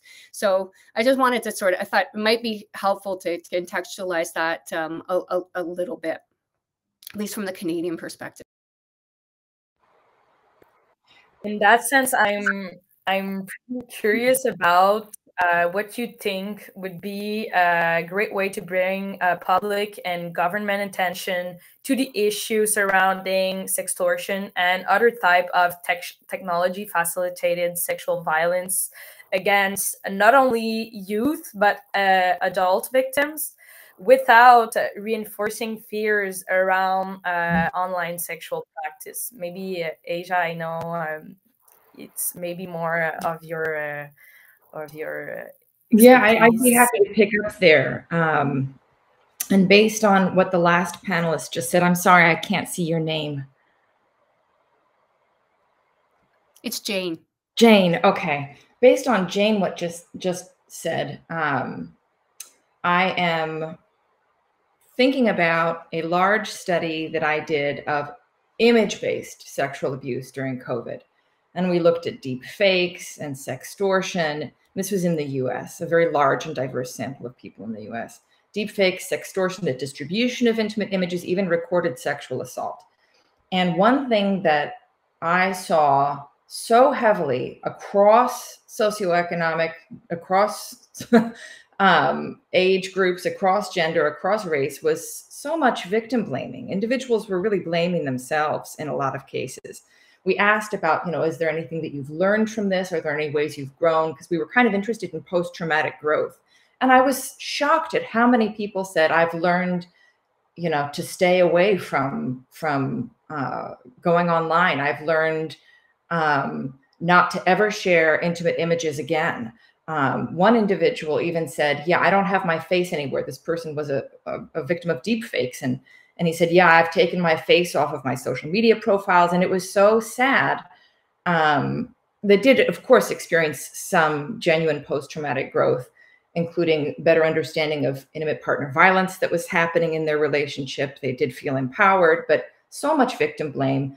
And, that speaks to what Jane was saying about our perceptions of innocence and guilt and blame in this sort of crime. And the fact that the predominant narrative in, I think, our schools, in our communities about how to avoid this, this crime is to not share images. And so that's the dominant message that we need to combat in sex education programs, in the legal sphere. We need to address this false narrative that folks have put themselves at risk by having an online presence or communicating sexually with other people online. Digital sexual communications are extremely common, especially among young people. Half or more of emerging adults have exchanged consensually nude images with partners and potential partners. And that in and of itself is healthy and completely non-problematic. So that's the message we need to get out there. I'd maybe jump on that to ask a question to Alexa Dodge, because your concept of digitalization of rape culture and how social norm allow all in all normal people to use sexual content or information to harass, threaten, and hurt other people. Maybe I'd like to hear you a little bit about this, because we've used it. We've used it a lot in our reflection on sextortion, and I think it's a wonderful way of thinking about how rape culture has been taken place on online environment. Yeah, I mean, I think it's what I'm talking about there, and that in those pieces is exactly what Asia just said. It's this idea that when, especially among young people, when someone has their image distributed without consent or is being threatened with distribution, as we're talking about more so today, it's that cultural assumption that we go to their behavior and we talk about their behavior and how they could have changed their behavior, instead of talking about what is it about not only this individual that's threatening to share or sharing their image without consent, but what is it about our culture that made that person think that that was acceptable? And what is it about our culture that not only made that person who shared or threatened to share think that that behavior was acceptable, but what about our culture made everyone around them or lots of people around them, especially in a school setting, agree that that was maybe an okay thing to do and that they should join in and bully the victim, or makes a school administrator or a police resource officer pull the victim in and give them a bunch of tips about what they should have done better, rather than asking them, what is it that you need? What supports do you need? I'm so sorry that this happened to you. So I think all of those beliefs are interrelated that Asia mentioned as well. Could I perhaps just add on to that? I think one of the interesting aspects here as well is that it obviously boils down to women and girls inequality and some of those intersectional inequalities to do with race and LGBTQ status, because what some other research also shows, and I'm thinking here of work around cyber flashing, where penis images are sent to someone without consent. What we found in the UK amongst groups of teenage girls is they're getting harassment and abuse even just for being sent these images. So they haven't even done anything, but they face the harassment and abuse for having been sent images without their consent. And that's also the case we see in some Black and Asian communities in the UK with women who, when it's known that images are faked, so they're deep fakes, photoshopped, but it's known that they're faked and photoshopped, but the women are still facing abuse. So it doesn't actually matter. Even when the community knows these were faked, the women are still feeling and experiencing the abuse and harassment. So I think it's interesting. And I think for me, that just underlines what we all know, of course, but that it is about these broader patterns of inequality and oppression, because, you know, even when individuals aren't taking or sharing nudes consensually, they're the victims of abuse and harassment. So we have to deal with the victim blaming, but I just wanted to add in that other context to how technology is also meaning that the girls and women are being harassed and victimed just by being there. Yeah, I think that it's so important, and this is definitely from a lawyer's perspective, because often what happens is it's like, how do we amend the law? What new laws do we introduce? So on and so forth. And sometimes that is important, and it serves a really important sort of social messaging function. But you know, all of that reaction will always only be getting at the symptoms of the problem, right? It'll never be going to the root, which is really, if you ask the question, why does this work, right? Like, why does it feel like a threat to have it exposed that you are a sexual being? like, why is that a threat, right? Outside of contexts where, and this appears in the Canadian case law as well, and this raised an interesting question for me. Would we call it, is it sextortion when somebody asks for money after they've recorded, they've surreptitiously recorded someone engaging in sexual behavior that shows they were unfaithful to a partner, right? And so we have a number of examples in the Canadian case law that include men who have been extorted with respect to those kinds of images. So I think there are these broader social questions about what is it about sex and sexuality, and in particular, how we punish certain communities, members of certain communities, for that kind of expression and activity in ways that we don't punish other communities, right?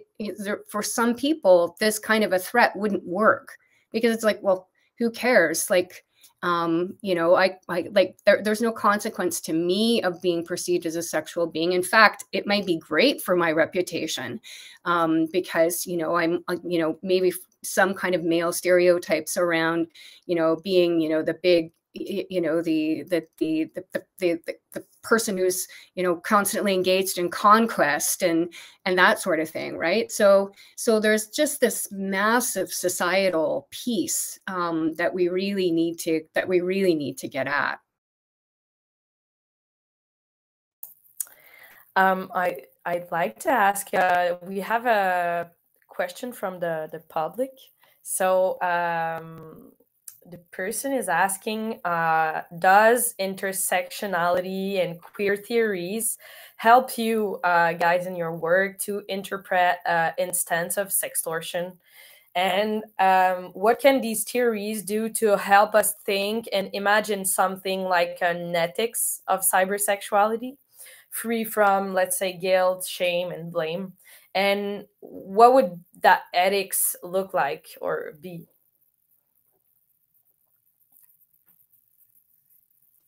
I've been really interested, which this connects to what Jane was just saying. I've been really interested in these cases where people have had threats to share their images or have had their images shared, and they have refused to be embarrassed by it. So they've said there's a case in the UK. It's an actress who I'm not familiar with, but I think maybe people in the UK would be. And she has a physical disability. And she had her image shared without consent. And she came out and said, of course, this is a privacy violation that is unacceptable, but I refuse to respond to this as if I should be embarrassed by my body. And she even said something good could come out of this case because it has shown an example of a woman with a disability being sexual, being proud of her body and her sexuality. And so I think that's an example of this kind of switching of the response to say, you know what, I'm actually not going to fall into the assumption this person had of how I would react and how I would say that this has completely destroyed my life. In fact, I'm resisting that, and I'm going to continue to be proud of my body. And there's a couple examples of that I think are really I guess inspiring in some ways, but really help us think about and challenge these assumptions. And I think it also connects to Jane too, that in many of these cases where men have shared images of women without their consent, often the man is also pictured in the image. And he had no assumption in his mind that him sharing his own body naked or himself engaged in a sexual act would in any way be interpreted negatively about him. So I always find that really fascinating too. I can add to this conversation. I definitely take an intersectional approach to understanding image-based abuse in my research.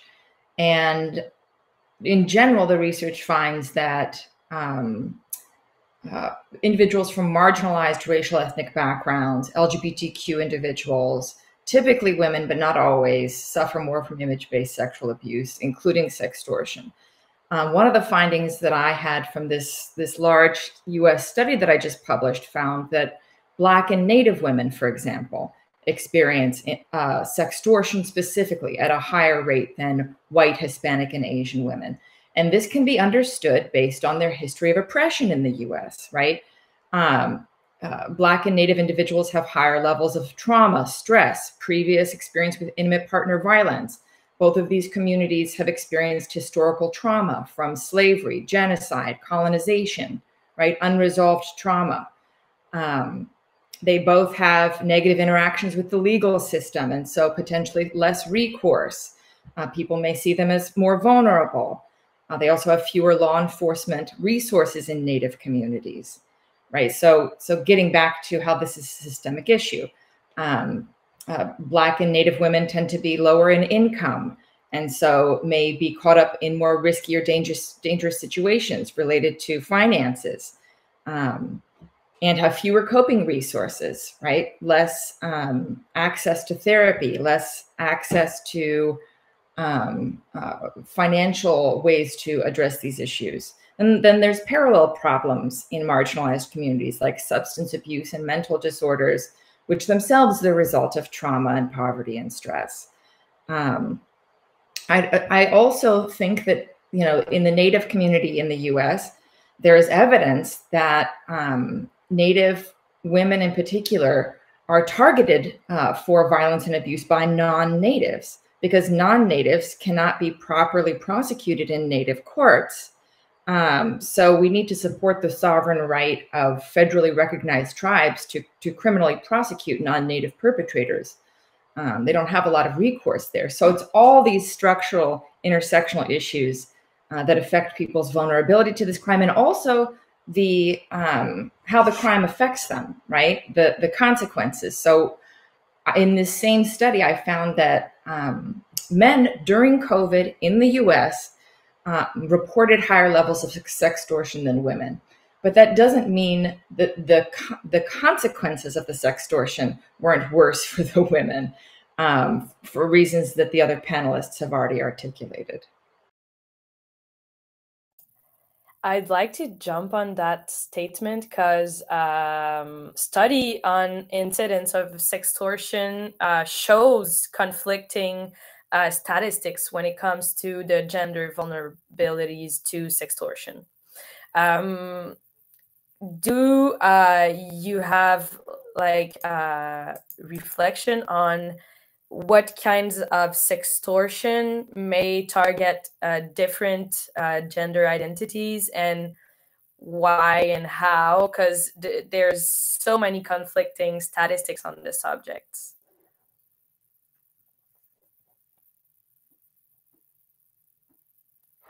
Sure, I can say that in my recent paper, men were typically victimized by strangers.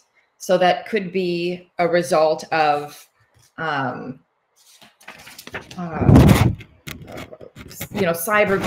cyber criminals seeking money from these men, especially during COVID. There's a number of reasons that during this period, men might have experienced greater victimization. There's the fact that women were doing additional labor and maybe weren't online as much.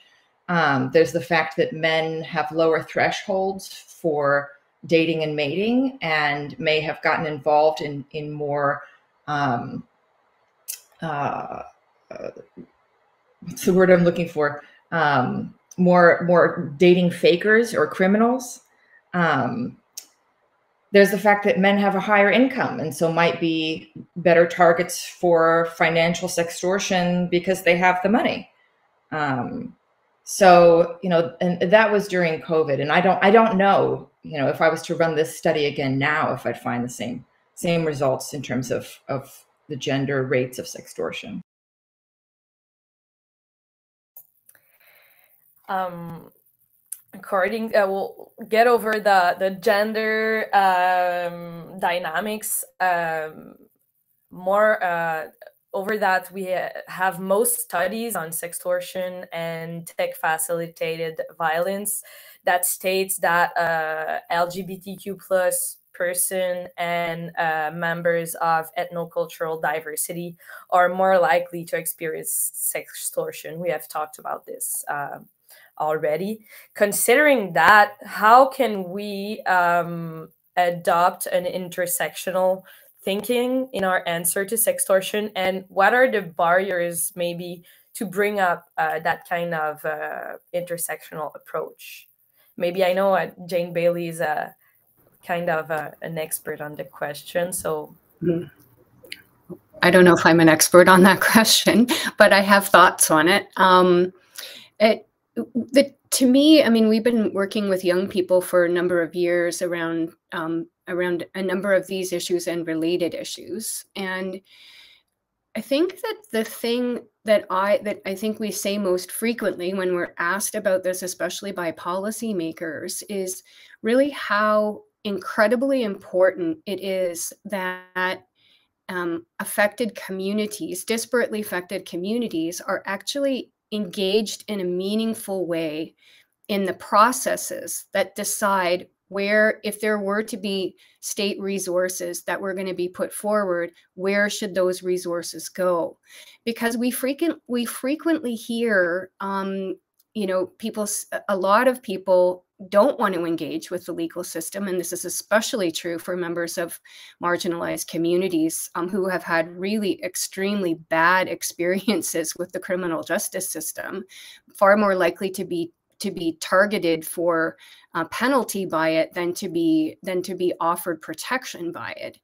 And so really engaging with what is it that would help people. And we often hear from young people, well, we would like more resources spent on support, you know, helping us. How do we get images down? How do we are there, you know, in Alexa's report on this relating to the Nova Scotia administrative body, around the idea of, you know, other forms of quote unquote justice, right? So restorative approaches, especially for people who are attacked by people that they know and have relationships with. So to me, like, if I could give one message, that would be the main one, which is that neither myself, who is a person who is incredibly privileged in so many ways, nor other people like me who are privileged in that regard, should be setting the agenda. We should be consulting with the communities that are most directly affected and engaging them in what is it that they need and what is it that they want. Because what happens sometimes when I make assumptions based on my life experience, not only might I come up with a response or a solution that doesn't work, it actually may make the problem worse. And that's kind of the last thing that we want to do. So for me, as a researcher, as someone who talks about these issues from a policy perspective, it's humility and engagement with directly affected communities.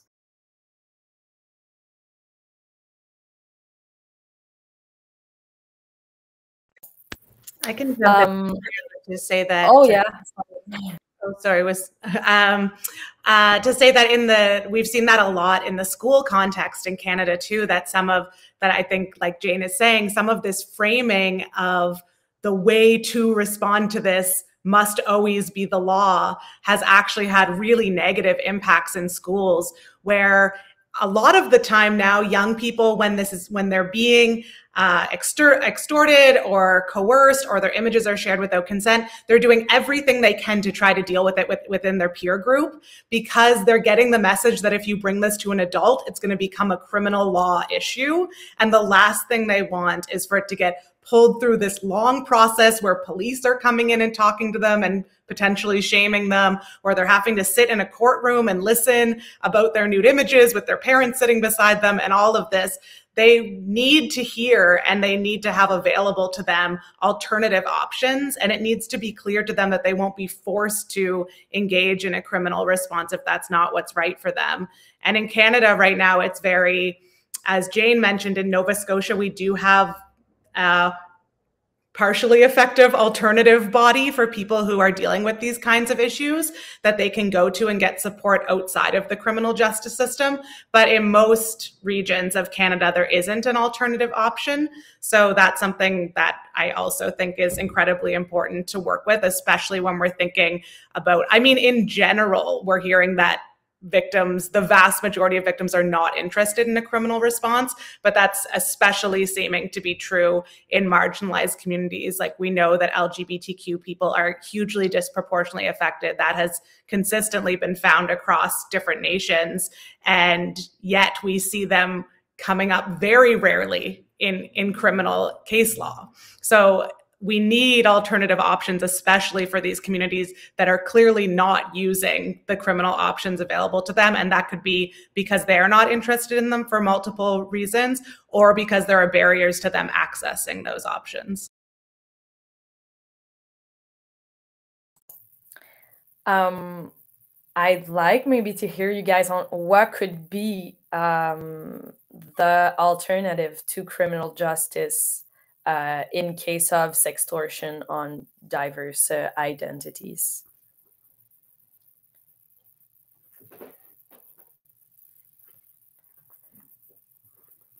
Maybe Claire, I know you've studied a bit restorative justice and everything, and I know that in the UK maybe different, but here in Canada, the sharing and possession of intimate images between minors is considered as juvenile porn.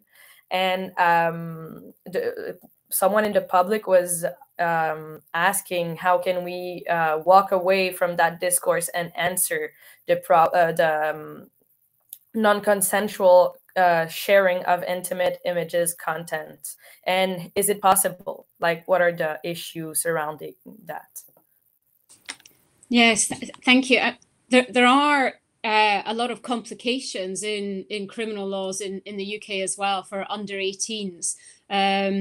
Even consensually sharing sexual images amongst under 18s will constitute a criminal offence relating to child sexual abuse images.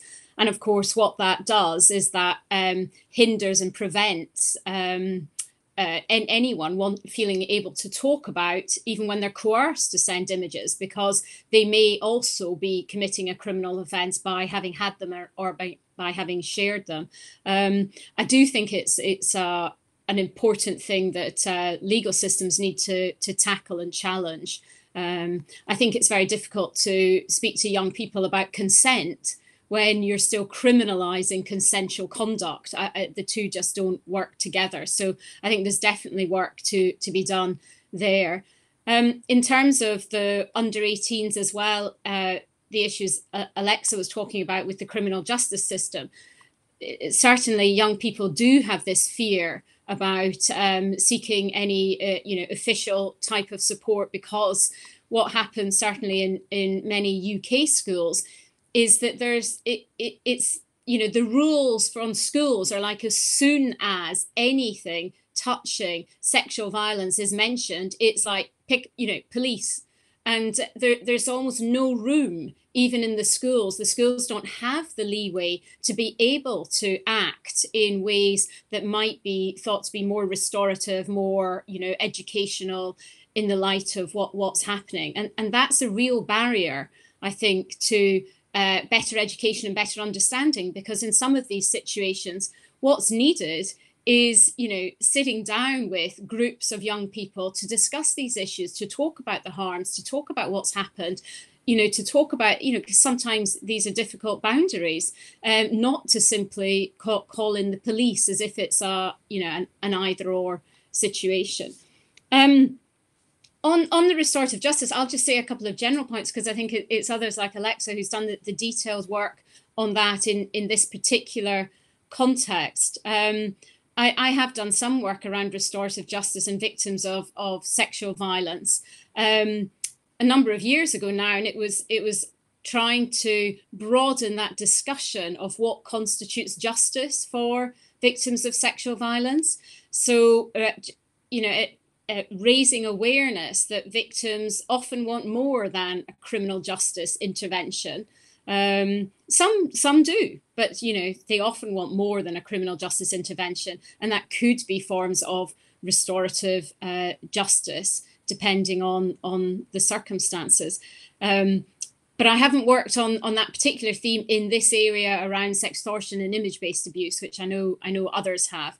But certainly my research with victims has suggested, yes, that many are looking for something beyond criminal justice. And that also does include civil justice. And in Canada, many of your laws around intimate image abuse do have some civil law options in them, which is not something we've got particularly in the UK, unfortunately. So that does at least give a slightly different perspective and option as well, although I know that comes with limits too.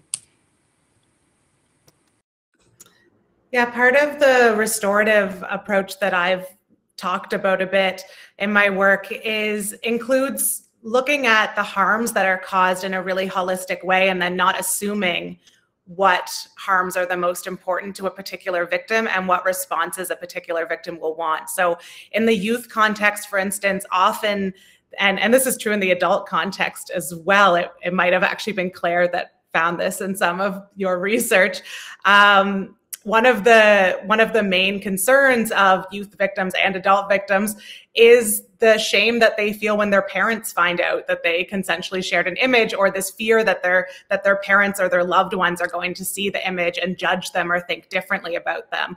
So often something that's most important to young people especially is to have some sort of process that could be restorative in nature, where they're working within a family group and within a community group to actually repair that family dynamic. And so maybe that involves the parents first sitting down with a sexual violence organization that can talk to them about what is the most productive way to support a youth, and explain to them the real importance of avoiding victim blaming and shaming ways of talking about this, and then maybe bring them back together with their child and have a productive conversation around that. So if the focus is all on this one person or few people that initially distributed the image or shared the image or threatened to share the image, just responding to that person often does very little to address these additional harms, or sometimes most important harms to the victim, of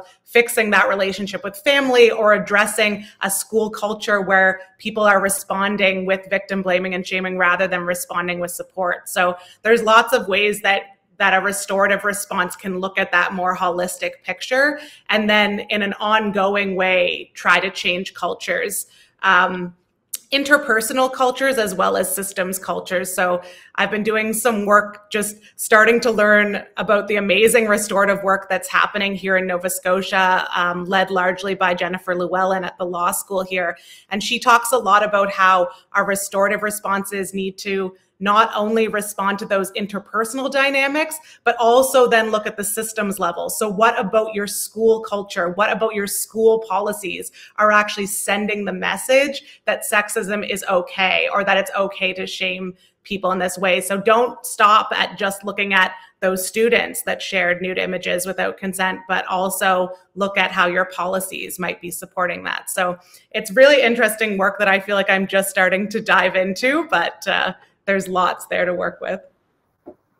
Yeah, this connects to something that was was a public question too, that like when we think systemically and structurally, we also do need to think about the structure of online environments and how they are structured in ways that are meant to encourage people to disclose data. They are structured in ways that prioritize, in terms of search results, they prioritize sensationalistic imagery. They offer, in many cases, highly, in most cases, I would say highly difficult to navigate and understand reporting systems for trying to get content removed that is problematic. So there's also this other structural component of it, right? That is sort of looking, when we talk about systems and we talk about racism and sexism and those things as well, we also need to think about the structure, the way that the online environment is structured, and how it prioritizes the profit motives in a way, because it's all about getting attention. It's all about the number of hits. The more data you have, the more money you can make, the more profiling you can do. So there, it's very much tied up in that sort of surveillance capitalism model that's talked about so often. So there are a lot of systems, complex systems at play. So I do think it is also important when we're thinking systemically to step back, as is happening in Canada in a very messy way right now, of thinking about what does a legislative package that starts to address corporate behavior, platform responsibility actually look like. So I think that's another kind of important component that needs to be, that is a part of this bigger picture. Maybe I could just add on to that, just in case it's of interest to everyone. On that platform liability, there are a lot of developments in Europe around that at the moment.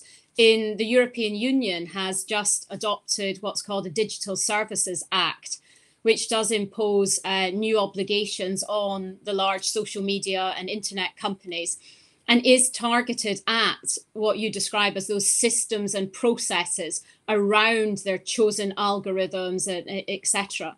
And in the United Kingdom, we're currently in a legislative process about a similar piece of legislation, the Online Safety Bill, it's called.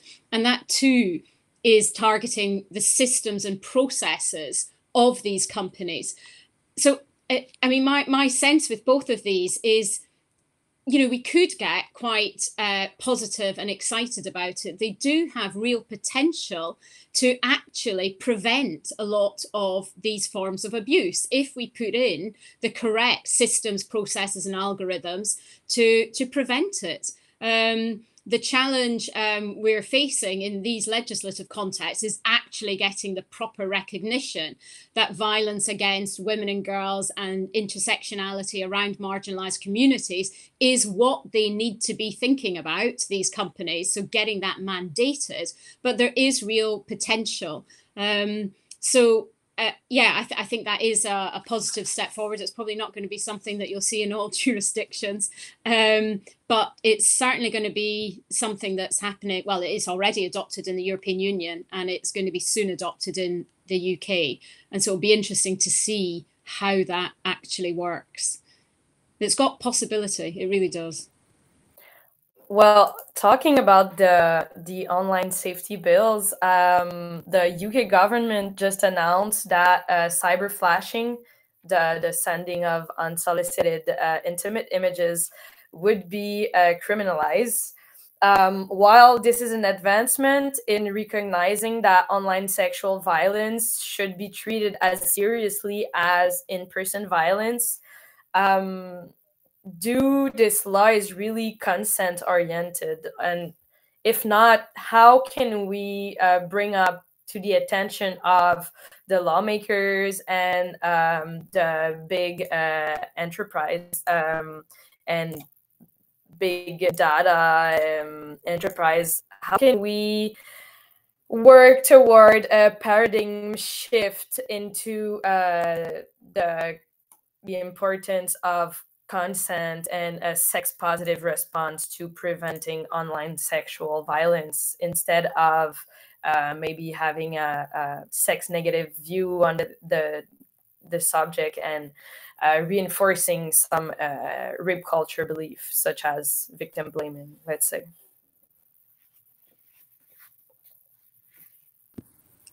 Do you want me to dive well, in? It was a long question, actually. But the first part was directed to you about the cyber flashing criminalization. And I know it's pretty recent also, so we don't have many information on this, but it's like a big advancement really to criminalize the cyber flashing phenomena, because it's so big. Yeah, yes, it is. It is. It's especially for younger women. You know, some surveys suggesting that, you know, almost half, if not more, of younger women have been sent penis images without their consent. And some of the data we have in the UK is it's even more common for under 18s. The moves to criminalize some of this conduct follow on from, there's a number of the US states that have taken action to criminalize sending, you know, genital or penis images without consent. And it is also in one or two other, you know, countries across the world. In England and Wales, it wasn't covered by existing law, and so there's been a discussion about whether or not the criminal law should cover this. There has been an announcement by the UK government to criminalise cyber flashing, although unfortunately the proposal they're putting forward is actually quite limited, and it's not based on consent. Again, you know, my argument and many others is that this is about consent is the issue. The present draft would only criminalise it if there's a specific motivation to cause distress to a victim. But I think for me, the interesting point here is one of these interesting interplays between the regulation of the platforms and the criminal law. Because one of my motivations around, I mean, I don't want, you know, large numbers of people in prison because of cyber flashing. To a certain extent, it is about an expressive recognition of harm. But the regulation of the platforms, the priorities of the platforms is dependent on the criminal law. That's just the way, I mean, we could debate that as well, but that's just the way it's been framed. So, for example, having cyber flashing as a criminal offence means that the platforms will have to take it more seriously and do something about it. And that they could, of course, do a lot more about something like cyber flashing, because some platforms like Bumble, the dating app, have done something. So, you know, yeah, there's that interesting interplay then, I think, between the civil regulation of platforms and something like cyber flashing. It's the same point about sexual extortion, though, as well. Coming back to that, the regulation imposed in some of this regulation in the European Union and the Online Safety Bill should make platforms take sexual extortion more seriously, and they should investigate how their systems and processes facilitate it. Also, how do they monitor it more quickly? So, and some of that could be relatively straightforward. You know, if you have an account that has multiple people that they're, you know, talking with at a large level, it might suggest to you that it's an organized crime network that's carrying out forms of sexual extortion. You know, there are ways that those platforms could monitor that and take much faster, swifter, more preventative action. I'll just say that Claire makes an excellent point that the reasons for having legal measures are not just punitive, it's potentially preventative, and it informs organizations and companies as to, you know, how serious they need to take this issue. And related to that, you know, I saw in the question, someone was saying, can big data enterprises like Google play a role in sextortion? Absolutely. If it was really difficult to post a non-consensual image online, it would be harder to extort someone about it. You know, places like Google and that allow you to search for places to post revenge porn. You know, they could easily stop searches for, stop providing hits for searches for things like, you know, revenge porn websites. You know, they could put warnings up when people search for things like revenge porn or sextortion, like they do when people search for child porn, that says, you know, just so you know, it is illegal to do such and such. Please see here for how to, you know, the consequences. People could, they could make it easier to report images if they have been uploaded. You know, Google could consider placing a report this image button on images that appear in their searches. There's a lot more that they could do. And these companies play one of the biggest roles in inadvertently or, you know, willfully perpetuating the problem. Yeah, we've experienced that in our research. Actually, I was like wondering how the police did not show up at my house with all the revenge porn and revenge porn video I searched for while doing research on sextortion. It's crazy how accessible and easy it is to find revenge porn and extortion material online. It's absolutely it's scary, kind of. So this brought me personally to the question of what would be, according to your thoughts, your research, because we're getting towards the end, what would be the first thing you would think of as the most important aspects to treat in prevention and awareness programs or tools? So maybe we could do like a table turn. So maybe start with Jane Bailey. Sure. Yeah. So if the focus is on education, I guess, is that what we're saying? Prevention. I would start, and this goes, like, we're talking about sexual violence tech facilitated in a digitized environment and a particular example of sextortion. But you know, the reality is we've never as societies ever dealt with sexual violence. Like we have never dealt with that. We've never dealt with its foundations. We've never dealt with the foundations of transphobia that shame people around gender identity. That, you know, so there are systemic things that have to be dealt with. We have never dealt with them. It's not it's upsetting but not surprising that they are surfacing in the online environment, and they are magnified to such an incredible degree.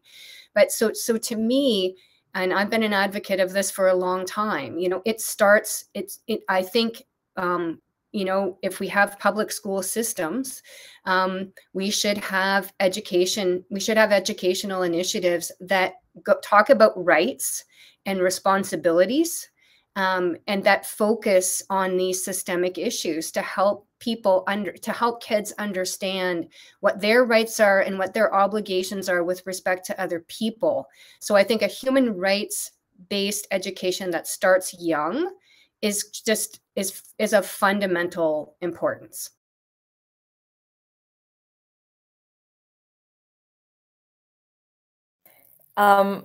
Maybe to jump on that, I've realized in our research that a lot of prevention and awareness program targets young people. But studies shows that adult victims are also a big part of the targets of sextortionists. So in what way could we maybe target our awareness programs and tools to maybe abort the issue, not only about youths, because a lot of awareness program tends to have maybe a fear-based approach on preventing intimate image violence. So how could we like talk about this issue maybe globally, not only targeting the youth? I know all of you worked a lot on the youth sexual victimization. I don't know if you have maybe like thoughts on that. I just wanted to say, when I talk about education, I'm not talking about the current reproach we have. I think a human rights focus, as opposed to a threat-based focus, is where we're at. And I'll just say, maybe my gray hair gives it away, but maybe I've become so jaded that I've given up on adults, and I think and I really think we should be concentrating all our resources on the future. But you know, I don't want to be glib about that, because I think what you're talking about is really important too. And I'll just stop talking.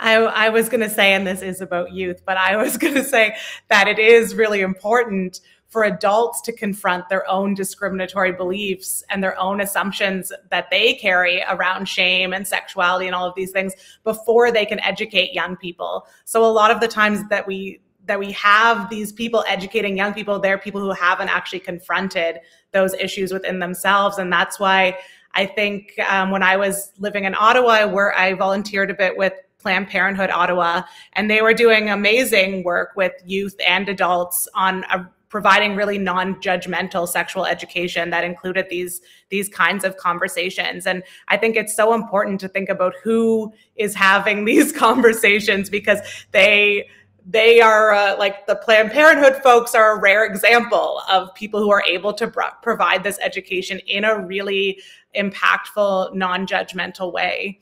And then I think another thing that's really important to me in both youth and adult education around this issue is to have a message of hope when we're talking about people who are impacted by these things as well, because a lot of the education right now and a lot of the support tools sometimes even are really bad about saying, you know, this is one of the worst things that can happen to you, and here's all of the worst case scenarios where the worst thing happened and the person didn't have the tools they needed for support.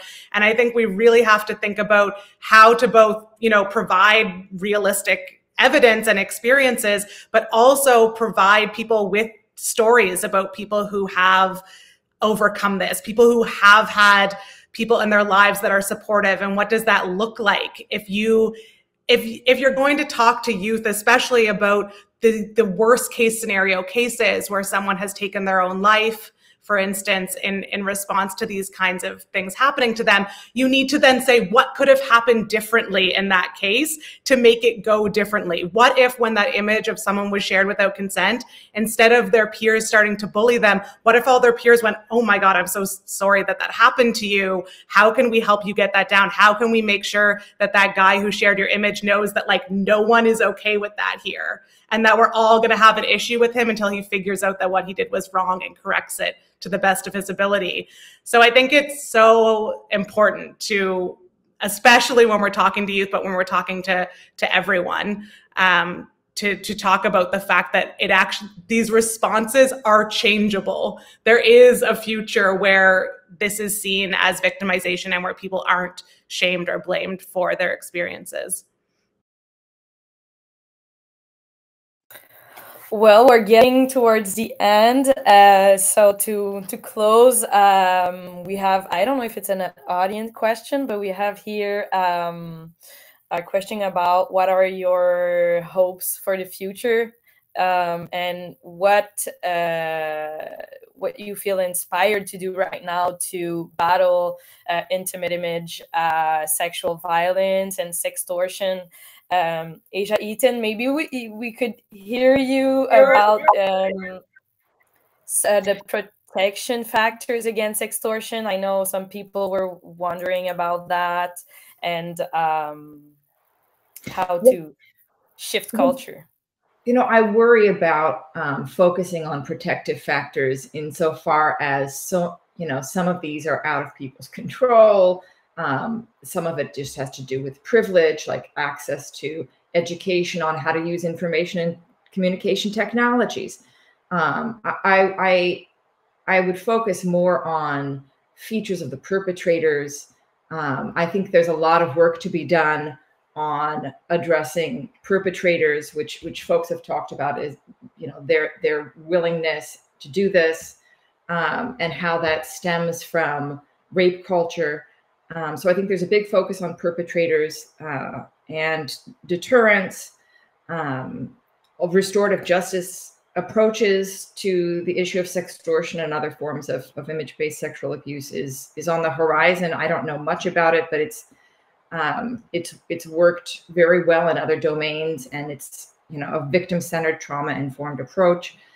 Panels like this, more international collaborations between scholars and also technology companies and governments, and interdisciplinary work. I always learn so much from these panels because, you know, you've brought together here people with legal backgrounds and psychology backgrounds, and we share the same focus on ending technology facilitated sexual abuse, but we have such different approaches that really complement each other. So, you know, this panel is was a great contribution.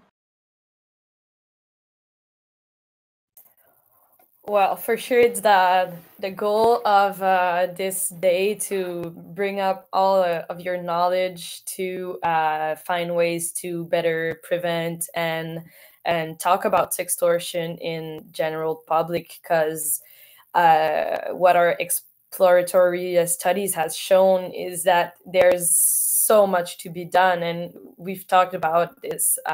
We cannot do this alone, and these kinds of talk only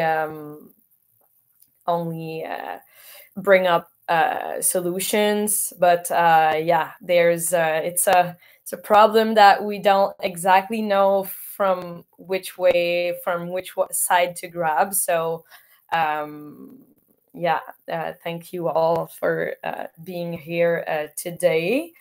Oh, I see in the okay. We could continue a few minutes actually. So I think the public may like to hear a bit about what you're studying right now. What is you looking forward in the future on your search about sexual violence and online sexual violence more precisely.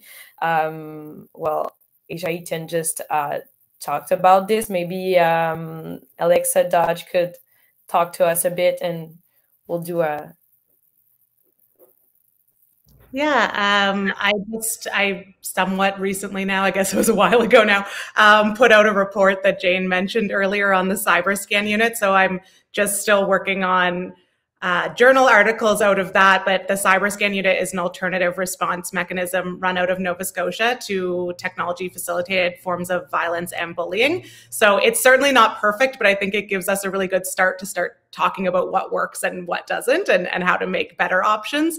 So that's what I've been working on currently. And then looking to the future, I've been working with a bunch of scholars in Canada on two big projects that are going to find try to get more findings on the rates of technology facilitated sexual violence in Canada, because we're often using international statistics and not Canadian ones, and also to understand what supports people are looking for and understand what supports specifically youth are looking for. So there's like a youth component and an adult component that we're doing. So I'm looking forward to that.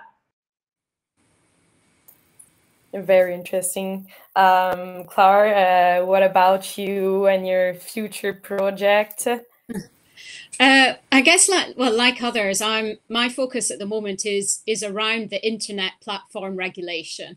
That's where I'm spending most of my time working out how best to try and introduce regulatory measures to hold these companies to account and my focus there being that this could lead to prevention and reduction of harms at source. In essence, it doesn't deal with the cultural attitudes, but it might help shift those aspects in ways that Alexa and Asia have talked about. So my other hope is that, you know, I agree with everything that Asia, Alexa, and Jane have been saying about education as well. So thank you very much.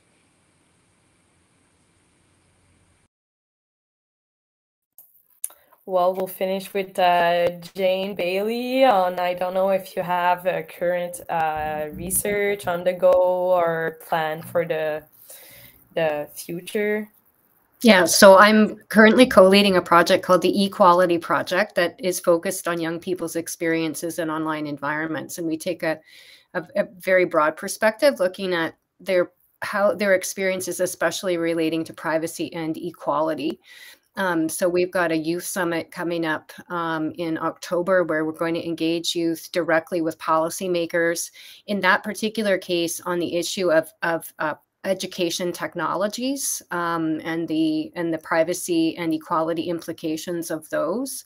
And then in the longer term, I'm like Claire, very, very interested in ensuring that there are intersectional, anti-oppression, feminist viewpoints being brought to bear on all of this discussion around platform regulation.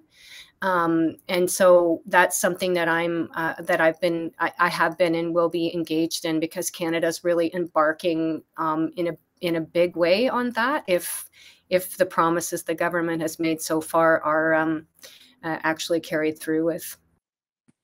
Can I just add, sorry, the other one word that we've not actually talked about, I don't think yet, and used is the metaverse. So, you know, I'm also doing work around what are these harms going to both feel like and be experienced as, and as a lawyer, I'm interested in the legal regulation of those sorts of experiences, because frankly as well, we will be in a few years' time talking about all of this in the context of the metaverse, which I think is how we'll then all be living our lives. So that's also a particular focus of mine, and we need to all be having that in mind, I think, as we look forward to. Yeah, that's for sure. And we'll stay put on all your future work, because it's at the center of, well, personally, my interest. So, well, I'll follow that real close. Thank you. Thank you. Thank you so much for this fascinating and really inspiring talk, really. Thank you, Claire Maglin, Asia Eaton, Jane Bailey, Alexa Dodge, for making it today, for sharing your knowledge. It's really an honor. And I want to say also that your works, they're crucial. And also, I think that they're really brave. So thank you for that. It kind of makes us hope and think that maybe a way to walk away from guilt, shame, and blame is to work generally and commonly towards a global ethics of cybersexuality and cyber practice in general, and also to work broader towards a broader recognition of sextortion, a broader definition of it, and its prosecution maybe as a crime, but without, again, putting strain on marginalized communities. And that's what we will actually tackle in our second panel of the day. But first, we will be taking a quick lunch break. So thank you again, everyone, and thank you, our panelists, for being with us. Maybe we'll see you on the second panel this afternoon, where we will be discussing legal approaches to sextortion. So hope to see you then, and we'll be back at 1 o'clock. Thank you. It was great to meet you all.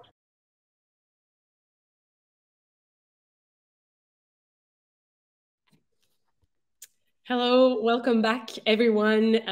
Welcome to the second panel, the last but not least of this well-filled and super interesting day. Just a reminder that you can all ask your questions and leave your comments for our panelists in the chat box that is on the right side of the live window. You just have to enter your name and then you'll be able to chat. You can send your question in English or in French, and we will submit them to our panelists as we go along. So now, with no further ado, let me introduce you to our panelists and to Zoe, who will be the host. This panel is named Contemporary Approaches to Sextortion, Moving Away from the Negative Sex Paradigm. Have a good time. Hi, so for anyone who wasn't here this morning, my name is Zoe and I'm a psychology BA and one of the research assistants for the Sextortion project. So I'd like to thank everyone for being here today and welcome you to the panel. So the purpose of today's panel is to explore how social norms surrounding sexuality and modesty influence the way that sextortion cases are handled at the judicial level. So we'll be discussing ways to promote healthy expressions of sexuality online without limiting sexual freedom or reinforcing stigma surrounding sexuality, particularly that of women, queer, and genderqueer people. And finally, we'll be discussing whose responsibility it is to prevent and address the harms of sextortion. So to introduce our panelists, we have Maura Aikenhead, who is a PhD candidate at Peter A. Allard School of Law, UBC. Her research focuses on the legal responses to technology-facilitated gender-based violence, and she is a graduate student member of the steering committee for the Center for Feminist Studies, Legal Studies at UBC. Welcome to Karen M. Holt, who is an assistant professor at the School of Criminal Justice at Michigan State University. Her research focuses on sexual deviance, offending, identity, and victimization. And she is also the criminal justice faculty advisor for the Strengthening Teen Relationships and Inspiring Valuable Experiences, or STRIVE program, which is a mentorship program for juveniles who have committed a sexual offense. And finally, welcome Susie Dunn, who is an assistant professor at Dalhousie School of Law and a PhD candidate at the University of Ottawa Faculty of Law. Her research focuses on the intersections between equality, technology, and the law, with a specific focus on technology-facilitated violence, deepfakes, and impersonation in digital spaces. Susie was also part of the legal team that supported the Canadian Internet Policy and Public Interest Clinic's intervention in R versus Jarvis. And this case involved a high school teacher who had a secret camera pen to take images of his female students for a sexual purpose. So thank you all for being here today and welcome. I will kick off the panel with a question for Karen. So I know in your research, you've talked a little bit about the concept of sexting or other technology-facilitated sexual expressions as a normative behavior, or even some of the benefits. And I was hoping you could talk a little bit about that, since most people might be used to hearing about it in terms of like a risk factor. Sure. So in terms of, yeah, I think we tend to focus so much on the risks that we often don't hear about the benefits. So I'm really excited to be here to talk about this and kind of the positive things that can come out of technology. And so, and when you think of adolescence, this is really when youth are beginning to explore their identities, right, to develop that like social competency. And so they are looking to connect with peers and connect with other people and create these meaningful relationships. And so technology and media are really intertwined with those experiences. And in terms of, with reaching out, developing those relationships, like it's really changed, the technology has changed like the frequency of that communication. It's changed who they're available to, the resources that they have access to. And so it's a really great way to really practice those social competencies and develop those relationships. And it looks different than, when I was younger, right? When a lot, I don't want to date myself, right? But so it's a really great way also for youth to learn. You can be educational, right? In terms of gaining access to resources about sexuality, about identity, about gender identity, right? Finding forums, places where people can kind of support one another. So there are a lot of really beneficial aspects of technology that I think we don't talk about as much.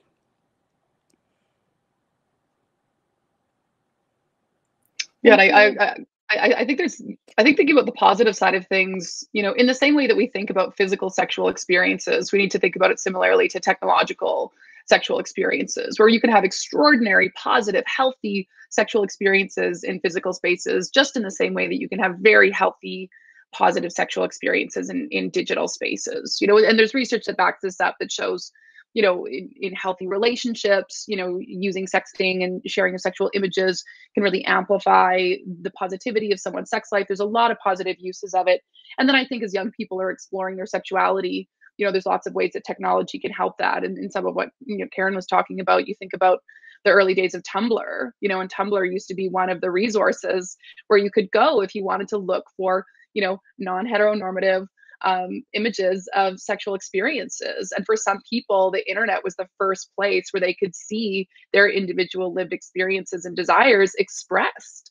And so that they could realize that it's not just, everything that's boxed into this kind of pornographic, heteronormative expression of sex, but there's all of these other ways that people engage in sex. So I think that digital sexual content is extremely positive.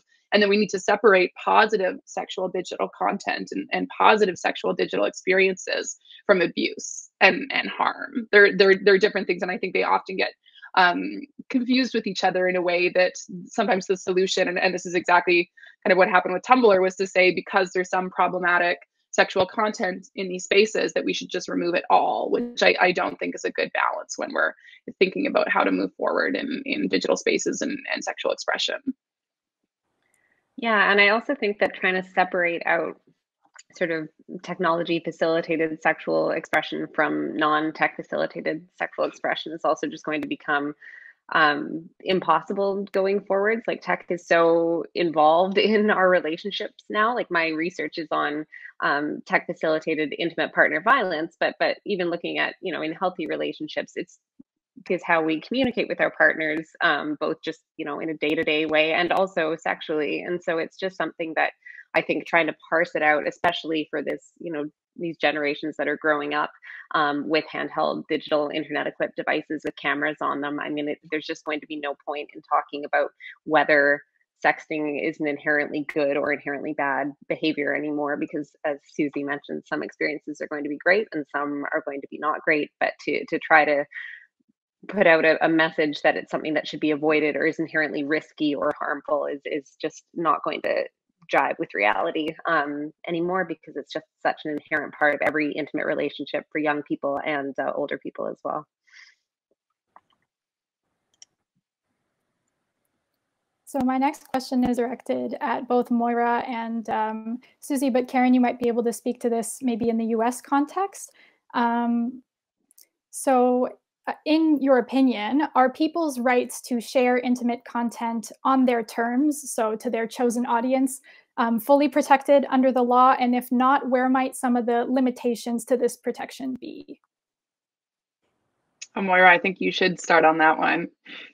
Sure. Well, that's a big question. I mean, I think the law is trying, my focus is on the criminal law in particular, and it's certainly trying to grapple with this idea that individuals should have a right to share their intimate images within a certain scope. But our law is premised on, or a lot of the laws dealing with intimate images is premised on this idea of a reasonable expectation of privacy.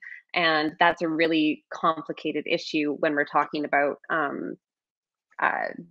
privacy expectations in relation to technology and our images, because what's reasonable to expect is quickly diminishing. We can no longer expect that we will not be filmed in private spaces. We can no longer expect that a nude image that we share with someone will not then be disseminated widely online. We should be able to expect that, and that's sort of where the law in relation to voyeurism and non-consensual distribution is trying to head. This is that Jarvis case that Susie worked on, and I assisted with Leaf's intervention in that case as well. And the Supreme Court kind of said that this idea of an expectation of privacy does need to be normative, and it can't just be, because we live in a society where we know that our images can be shared without our consent, we've lost all privacy expectation in those images. And so that's sort of what the court is now grappling with is, okay, but what's the extent? What can we reasonably expect? And when do we lose our privacy interest in our images? Because from a normative standpoint, arguably, we never should. We should always be able to determine, the audience for those images, who they'll be shared with, what use they should be put to. But the reality of digital technologies is that that will often be impossible. And so the law certainly hasn't yet been able to account for that reality in the criminal context or elsewhere. And I think countries around the world are trying to sort of grapple with this discord between what we should be able to expect, or what we think people should be able to expect in terms of their rights to their intimate images, and then the reality of how simple it is for those images to be widely disseminated with or without a person's knowledge or consent. So these are the issues that the criminal law is dealing with right now. Mm-hmm. Yeah, and I think building on that too, this concept of, when do we have a reasonable expectation of privacy is going to be one that's really going to have to be pulled apart by the courts in many ways. And there's already really interesting cases that are coming up. So there was a case where it was a male stripper, I believe in Manitoba, who, clearly their profession is working as a sex worker and exposing their body to a semi-public audience. And then I believe it was a bar or some organization that this person was working with took a photo of this person in the nude and then put it on the internet. And then they were trying to make a civil claim to say, I should still have a reasonable expectation of privacy, because what's happening in this context is I'm not getting to choose exactly what audience my body is being shown to, even if I may publicly or semi-publicly choose to expose my body. So I think that'll be a really interesting case. And I've heard a lot from women who work as cam girls, and they will, and speaking of sexual extortion, one thing that might happen is a lot of cam girls will set up their services so that they might not allow any Canadian IP users to sign up for their services. So that way they can, try and avoid having family and friends run into their content, but then people will record the content or take snapshots of the content without consent. And then the question there is someone who might not fit into this ideal image of what is a perfect victim, or someone who might have a reasonable expectation of privacy, which we sometimes falsely assume that it's just in like bedrooms and bathrooms, and that's the only place where it's protected, that you can't have a reasonable expectation. So yeah, for me, so in the U.S., my research mainly focuses on some of the child sexually abusive images, and so in the United States, if youth are sexting, if they're minors and they're sexting, regardless of they're sexting another minor or an adult, they can be charged under our CSAM, child sexually abusive materials legislation, and so. There have been cases when you have teenagers who are sexting one another and they're charged with, distributing CSAM or, possession or producing. And so it's been, I think now the courts are starting to realize that that's right, that like criminalizing this behavior and having a 17-year-old register as a sex offender for 5 to 10 years is just like that it causes more harm and then and that it's in terms of these behaviors, like that kind of the idea was, I think, just if we have these harsh penalties, it'll send a message, right, and it'll prevent and stop these kids from doing this, and then also the goal was really, I think, really the sexting between adults and minors, but what ended up happening, right, was that minors are being charged under these laws, and so right there the individuals we're trying to protect, it ends up harming them. So I think a lot of prosecutors and and legal scholars are really working toward the idea of not using those laws, but also how do we change this legislation, right, and decriminalize some of these behaviors and do it in a way that holds those who need to be held accountable. But again, the idea of using of having someone register for sending consensual images of themselves to someone that they're involved with, there's so many unintended harmful consequences, and so that we have a long way to go in terms of revamping those laws and really thinking through again, how do we not frame this as a risk factor or deviant or criminal behavior, but as again what it is in terms of developmental, right, and the positive aspects of people practicing their sexuality, and again the idea that it's not offline versus online anymore. I really like that point, right, that there's this merging of these two spheres. So yeah, but we have the US has a long way to go, definitely.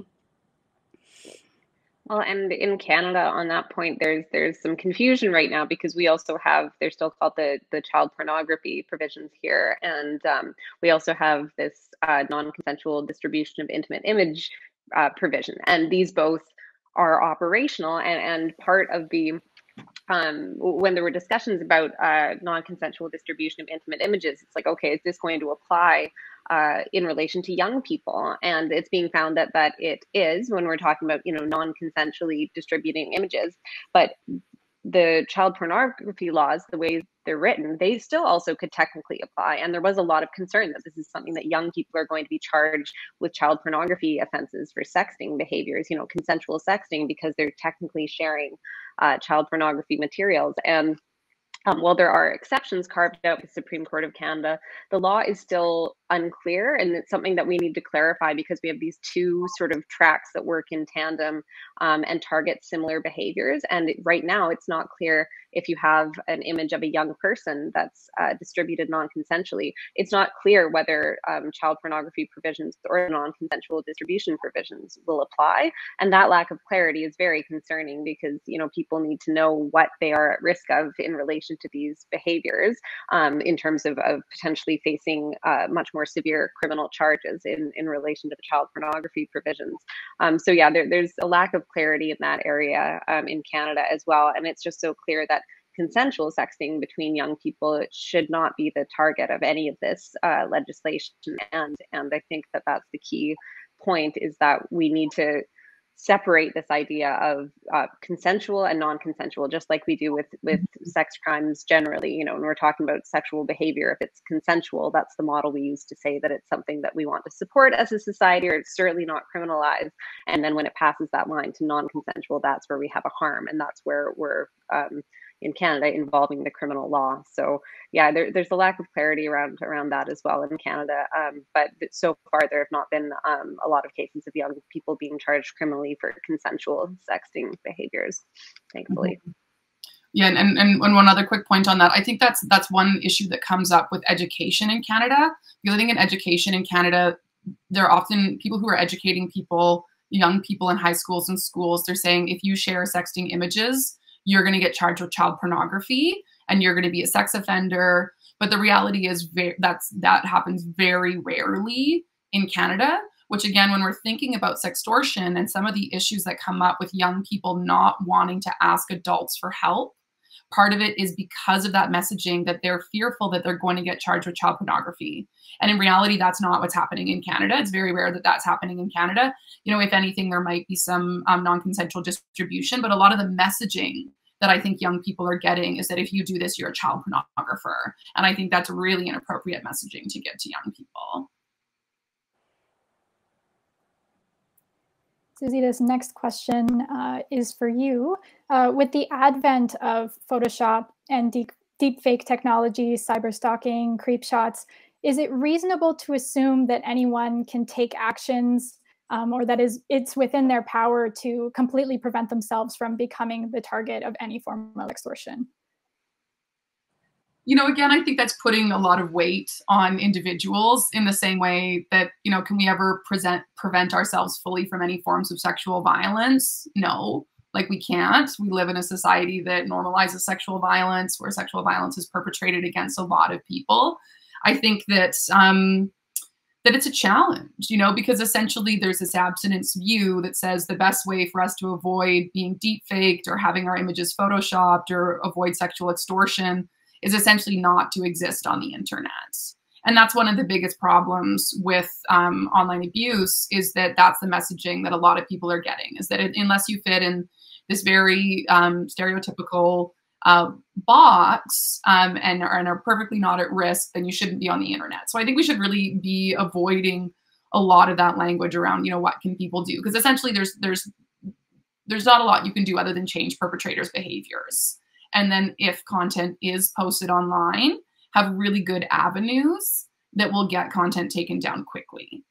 Because I think that's a bit of an issue now too, is that when people experience extortion, they don't know what to do if those images were released. And there's not a lot of supports. There's not a lot of social media supports on how to get content down. So I think the biggest thing, rather than thinking, should we not have our pictures on the internet because someone can deepfake them or someone can Photoshop them, or should we never, you know, sex each other? I think in the same way that we think about sexual assault, we need to be focusing on perpetrator behavior. There's of course like harm reduction things that we can talk about. You know, sometimes if you're taking nude photos of yourself, not putting your face in it, you know, that type of thing are basic harm reduction strategies you can engage in. But when it comes to some of this more AI generated content, where really it's just images of yourself, especially during COVID, where our voices are online, this is being recorded. Normally this would be a live event, but this is being recorded.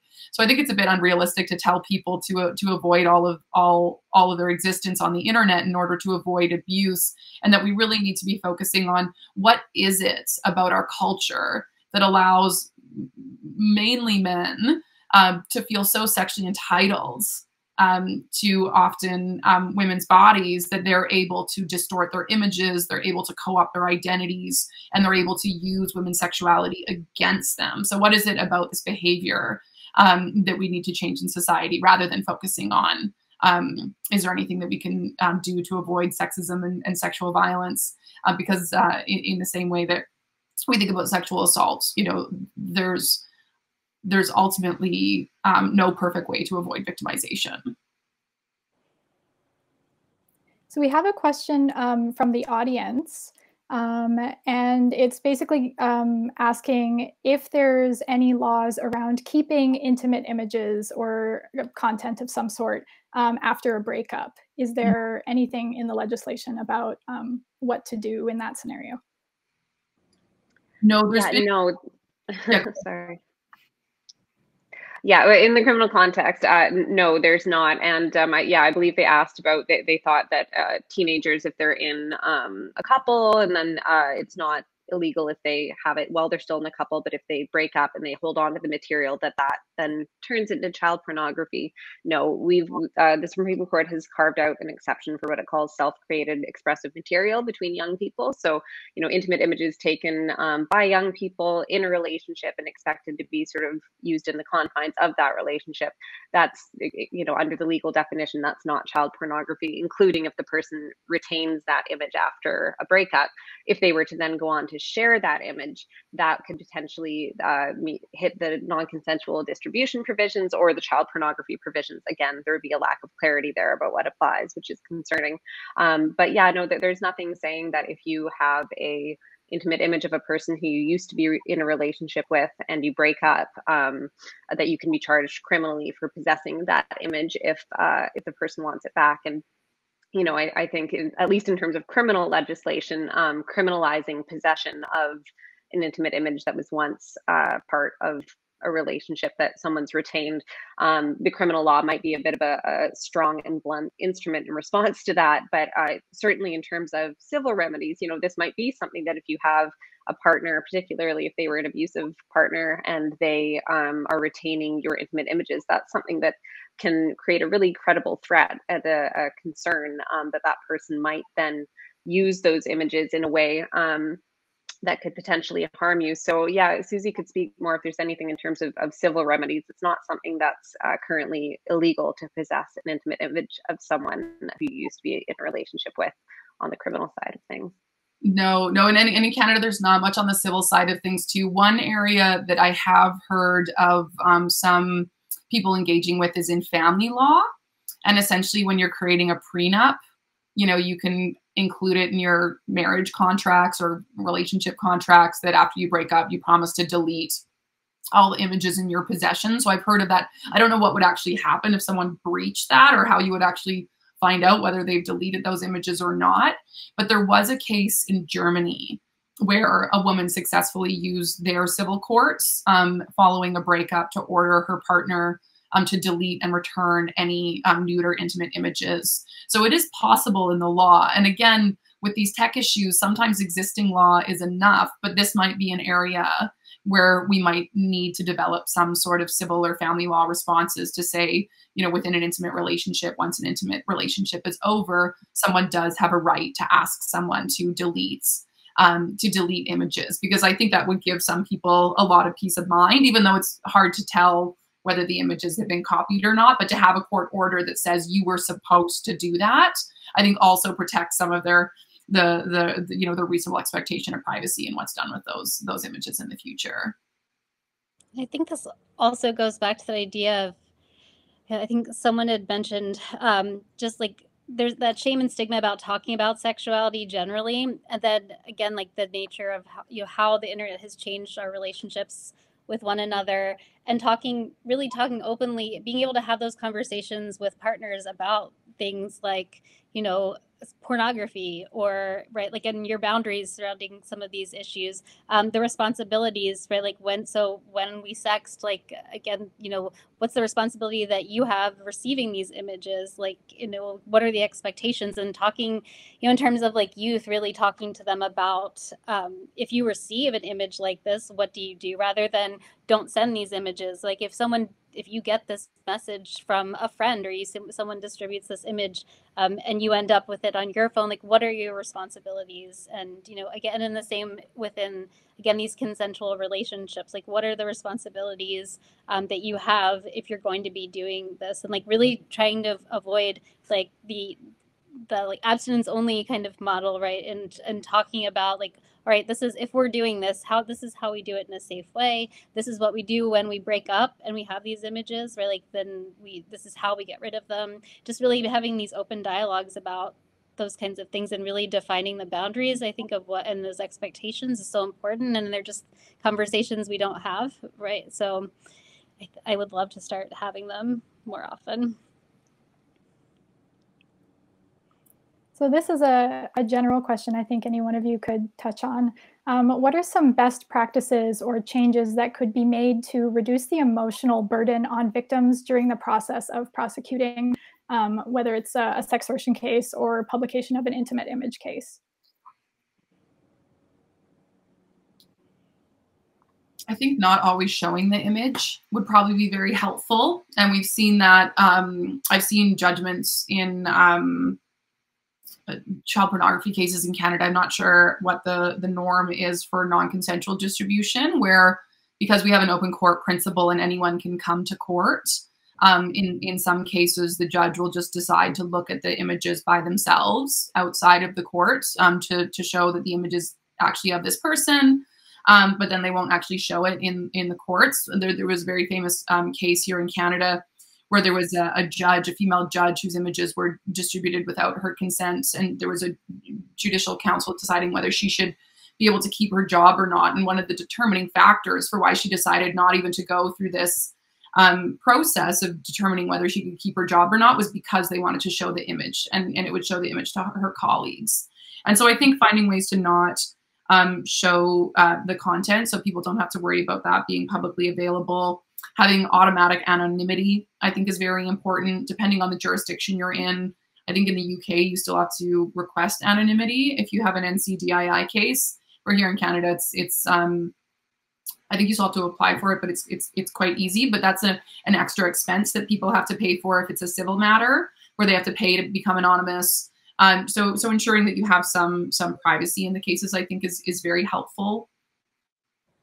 Yeah, and I think in the the criminal side of things, again, there's questions about, for so many people, the criminal legal system is not going to be a response that they are in any way interested in pursuing in response to sextortion, right? Or in response to the non-consensual distribution of intimate images. Because again, speaking to what Susie was just saying about sharing the images, the first step before this gets to a court is going to police, and often police having to see these images. And the police are not an entity that all people in this country or the United States trust or want to turn to, especially for something that's intimate and vulnerable. And with the history of police are significant perpetrators of gender violence themselves and violence against LGBTQ+ persons, marginalized individuals. So there's going to be many people who, when they're faced with threats of distribution of intimate images or their images being shared, having to go to the police and turn over some of these sensitive materials, talk about these sensitive topics. That's not even going to be an option for a lot of people. So we need alternatives to the criminal justice process as well. And so I think that that's really an important thing to keep in mind, is that when we're talking about going through the criminal justice process, we're only going to be seeing a very tiny fraction of cases of non-consensual distribution or sextortion, because just so many people, that's going to be an immediate insurmountable barrier, is the idea that you have to align yourself with the police and have these vulnerable discussions and turn over this information to them before you can even get to a courtroom. So I think that's something to keep in mind as well, is that we just, as Susie's already alluded to, we need alternatives that can result in the content being removed if it's been posted in a timely manner, based on, the victims being able to make a complaint and have that done quickly, whether that's, and that probably needs to be done through regulating a lot of the intermediaries that might host this type of content. But I think in terms of lessening the harms to victims, those who make it through the process, I absolutely agree. Anonymity and not having the images viewed by too many people is going to be crucial, but we're also just not going to see a huge proportion of victims at that stage of the process because of that initial barrier of having to go to police in response to these crimes.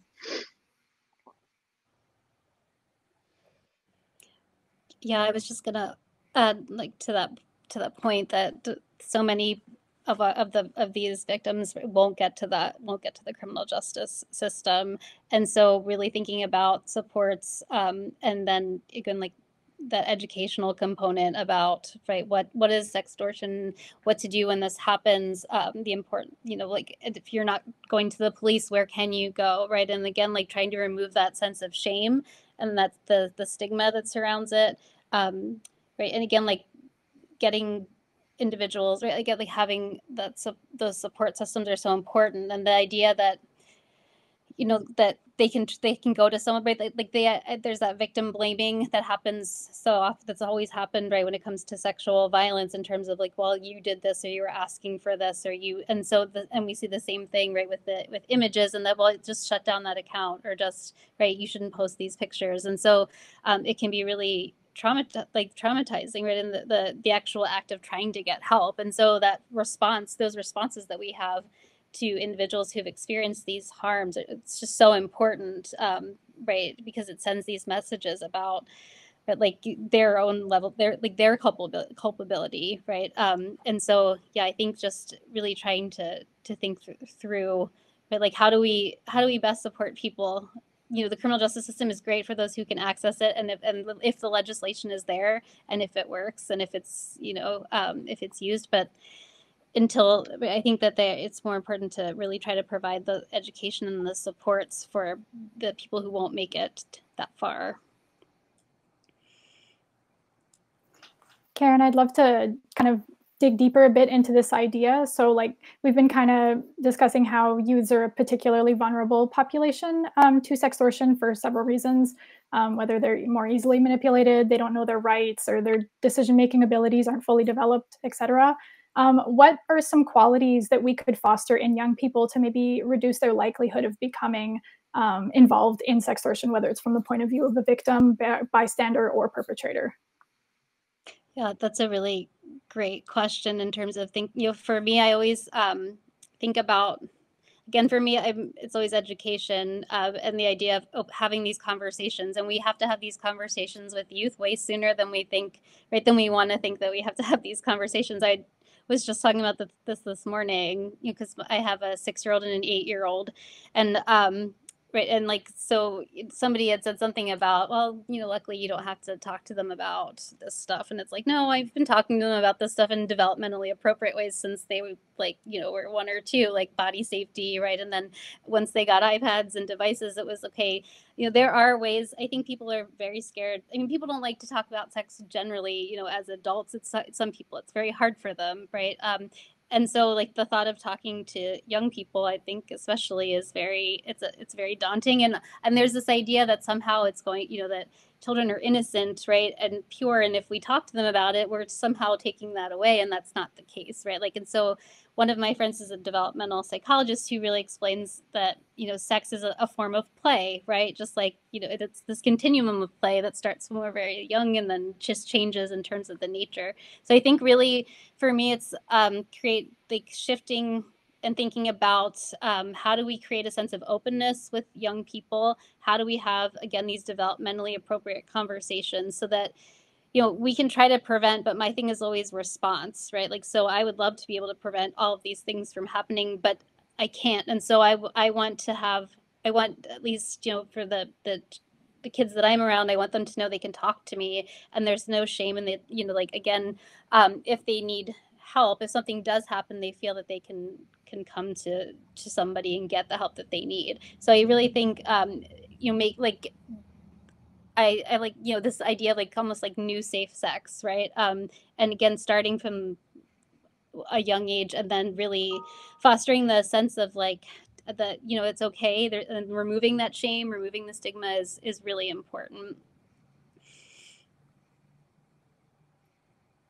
Yeah, and I think again, it's this fine balancing between, you know, figuring out what like the harm reduction sides are, and you don't want to put too much blame on kids. But in the criminal law cases, I was just reviewing some of the criminal law cases that we've looked at so far, and actually work with Professor Jane Bailey, who was on an earlier panel, and so we've been working on a database on criminal law cases that have to do with tech-facilitated violence.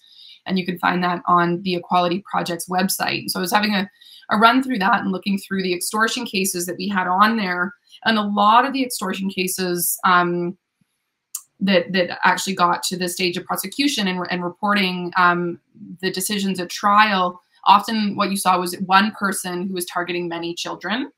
And so that was quite common. You'd have like an adult predator who was, you know, going after kids, and they use similar tactics, you know, and so there's certain things, you know, first they're developing trusting relationships with children. That's the first thing they're doing. They're grooming, they're developing trusting relationships.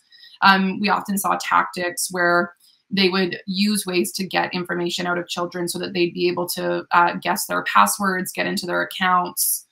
So I think there's some digital safety practices that you can, you know, work with children and talking to them about, you know, but you know, having good passwords, not providing personal information to people that they meet on the internet.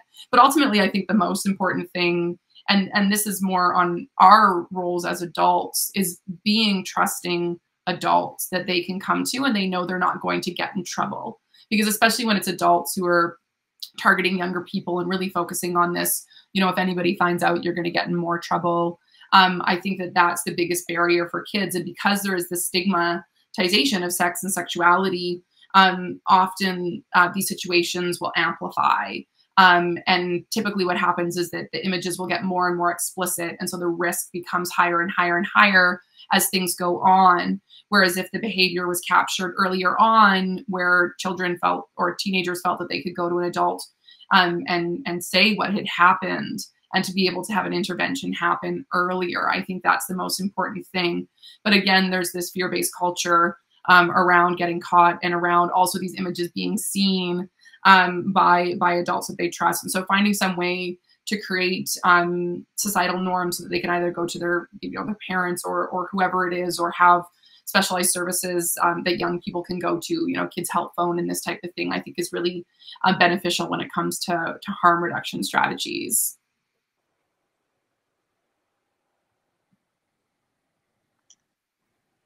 So I have another question. I don't really have anything to add. That was, yeah, Susie Thank you. said everything I would really like to. I'll direct this question again at Karen, but I think everyone might be able to speak to it. So technology and its applications in sexual practices can kind of be treated as a bit of a scapegoat for larger problems. So what do you think that the anxieties surrounding technology and sexuality kind of reveal in terms of societal issues? Yes, that's a really great question. And you're like, so there's always been this thing, like you said, these anxieties surrounding technology, right? So you think back to like the radio, right, and music, and so, and like automobiles and teenagers, right, like teenagers leaving the house to go out on dates, and again, like the and there, I think it's, you know, these ideas about again, sexuality, right? Who should be having sex? What kind of sex people should be having? Where people should be having sex? Are ideas about intimacy, and then like these ideas of like of these values that could threaten the, you know, like family, or right, like just these I think these anxieties about the decline of, right, certain certain values that we tend to like hold up as like these are the most like things, again, like the family, purity, innocence, right, childhood, like again, you know, like the sanctity of, right, like sexuality and these things. I think so. We also like really worry about like accessibility to sex, right, opportunities to have sex. And so like I was just thinking in my mind of like all of the Time magazine covers, right, that had to do with like the different moral panics around technology, like the cyber porn with the young kid's face, like that image is like kind of burnt into my my brain. So right, there's always this, I think this we're always worried about like the who, right, like again, the what kind is okay and the access to it. And so and I think again that it has, I in the U.S. at least, like there's this idea, right, like that's like the Puritan kind of, right, value system that's like being, again, that's dominant and is being threatened. And so, right, like it's somehow like it's a very real like concern for people, right? Like this idea of like these values that are so sacred somehow are going to be just like desecrated, and right, like, and so it's always, it again, like it comes in shifts, and it comes when technology, like anytime we see new developments, right? But I think the anxiety is always over those things, like those core values, that somehow this is going to be the decline of all of the things that we hold, right, like kind of near and dear to us. And it's not the case, right? But it's that fear that's, so it's such a strong emotion, right? And it causes us to panic, right? And feel as though we're being threatened. And that's when we, right, I think, you know, when we react in this very fear-based way, that we end up causing, again, like more harm, I think, than good. Yeah, and I think, you know, saying that technology is the cause of any of these types of behaviors is absolutely looking in the wrong place. Like these, when we have, you know, gender violence, that's technology is not causing gender violence. It's a way it's being carried out. But we see, again, in the intimate partner context, we see forms of violence that have existed for a very, very, very long time within the context of intimate partnerships, that are now, technology is being exploited in potentially novel ways to carry out the same types of harms that we've always sort of seen. But I do think what's a bit unique about this sort of current digital age and current digital technologies is that technology isn't creating new behaviors necessarily, or new motivations for behaviors, but it is demonstrating some weaknesses in the way that we have traditionally been able to respond to those behaviors. Like technology has now, in terms of how we can intervene, you know, from a legal standpoint, jurisdictional barriers are now completely disappearing, right? You can have someone halfway around the world victimizing someone else on the other side of the world. And it's just created all these new concerns about, okay, how are we supposed to regulate this? And a lot of this stuff has sort of been left to private tech companies to kind of self-regulate. And we've seen how sort of hopeless governments, territorial governments, are regulating those companies, or now many are, like Canada, are trying to figure out ways to deal with these forms of behaviors through regulating intermediaries. But I do think technology is a bit unique because it sort of opened up a lot of these behaviors and shown that traditional territorial-based legal responses aren't necessarily going to work anymore. But yeah, the behaviors themselves are just sort of new iterations of long-standing forms of gender violence premised, you know, in rape culture and on misogyny and patriarchy. That those are the causes of the behavior. Technology can be seen more as a tool, but also one that means that yeah, our previous ways of trying to regulate those behaviors are potentially not going to work anymore. And you see governments around the world sort of scrambling about how to regulate tech-facilitated violence in its various forms. Yeah, and I think blaming technology is so easy. You know, like it'd be so nice if we could just figure out technology, then we'd figure out all these problems. You know, like it's such a, you know, you're often hearing people saying like, oh, let's just put it on the blockchain and we'll be able to figure out the solution to these types of things. And even there's been a lot of responses for saying like, oh, if we have, you know, alert apps on our phones, you know, we can avoid a lot of gender-based and sexual violence. But really, like sexual extortion, this isn't new.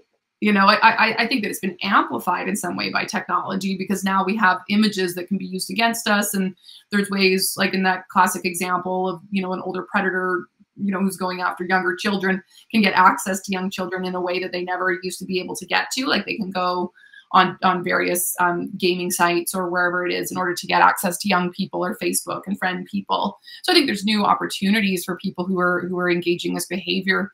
But I really think the messaging from the previous panel, where they're talking about, how we need to get to the core issues of, sexism, misogyny, homophobia, racism, colonialism, and how all of these things interplay in ways that make people vulnerable to sexual extortion. So much of what makes sexual extortion possible is because of particular boundaries that we have, either being women or being racialized people or being trans people or being LGBTQ people, and because of those societal discriminations, we're at extra risk of this extortion. But that existed before, in the same way that you could, if you were aware of a person's sexual orientation or gender identity in a way that it would be unsafe for them that to be exposed in a particular place, you could still use that knowledge for extortion. But now we just have technology that makes it simpler in some ways. But I don't think we can blame technology on this. We can only recognize that it amplifies it and changes it. Moira, you had talked a little bit earlier about some of the alternatives to, helping victims other than the criminal court. I was wondering if you could talk a little bit more specifically at maybe some other ways that we can help victims. Yeah, certainly. I mean, my expertise and focus is on criminal law remedies, and through that, I've seen a lot of the shortcomings of those remedies. So I think Susie might be better suited to speak to some of the interesting stuff that's going on outside of the criminal justice system in Canada. But yeah, there's certainly there's various stages where different responses can come into play, right? Like, again, there's, if you want to still go the legal route, there are, of course, civil remedies that can be pursued in some cases, and that might be a more desirable route for certain folks who are victimized by these types of behaviors, because it doesn't involve the police and doesn't involve sort of turning your case over to a third party. But at the same time, the cost of a lot of civil remedies can be prohibitive, and so that's not going to work for a lot of folks either. And I think especially for a lot of young people, legal remedies aren't necessarily going to be the answer, right? They're going to want access to a straightforward, easy way to have images taken down if they've been posted online. And potentially look for ways to sort of, if the person who has shared those images is someone in their social group or someone who they want an ongoing relationship with, or if they share a peer network, looking at ways to sort of repair the damage that's been done at that level. That might be a much more desirable remedy than having some kind of legal compensation or having someone go to prison. So it's really going to depend on what the individual who's been harmed has experienced, what types of harms they're experiencing, what remedies they want to seek. I mean, there's endless possibilities for where we could be having these sorts of discussions. And again, obviously, what I think every victim would prefer is for the behavior not to have occurred in the first place. And that's going to go to these sort of broader social understandings. And for young people, yeah, I think we've tended to go about it mostly in the wrong way, in previous years of saying, don't share images, protect yourself, you're a child pornographer if you share these.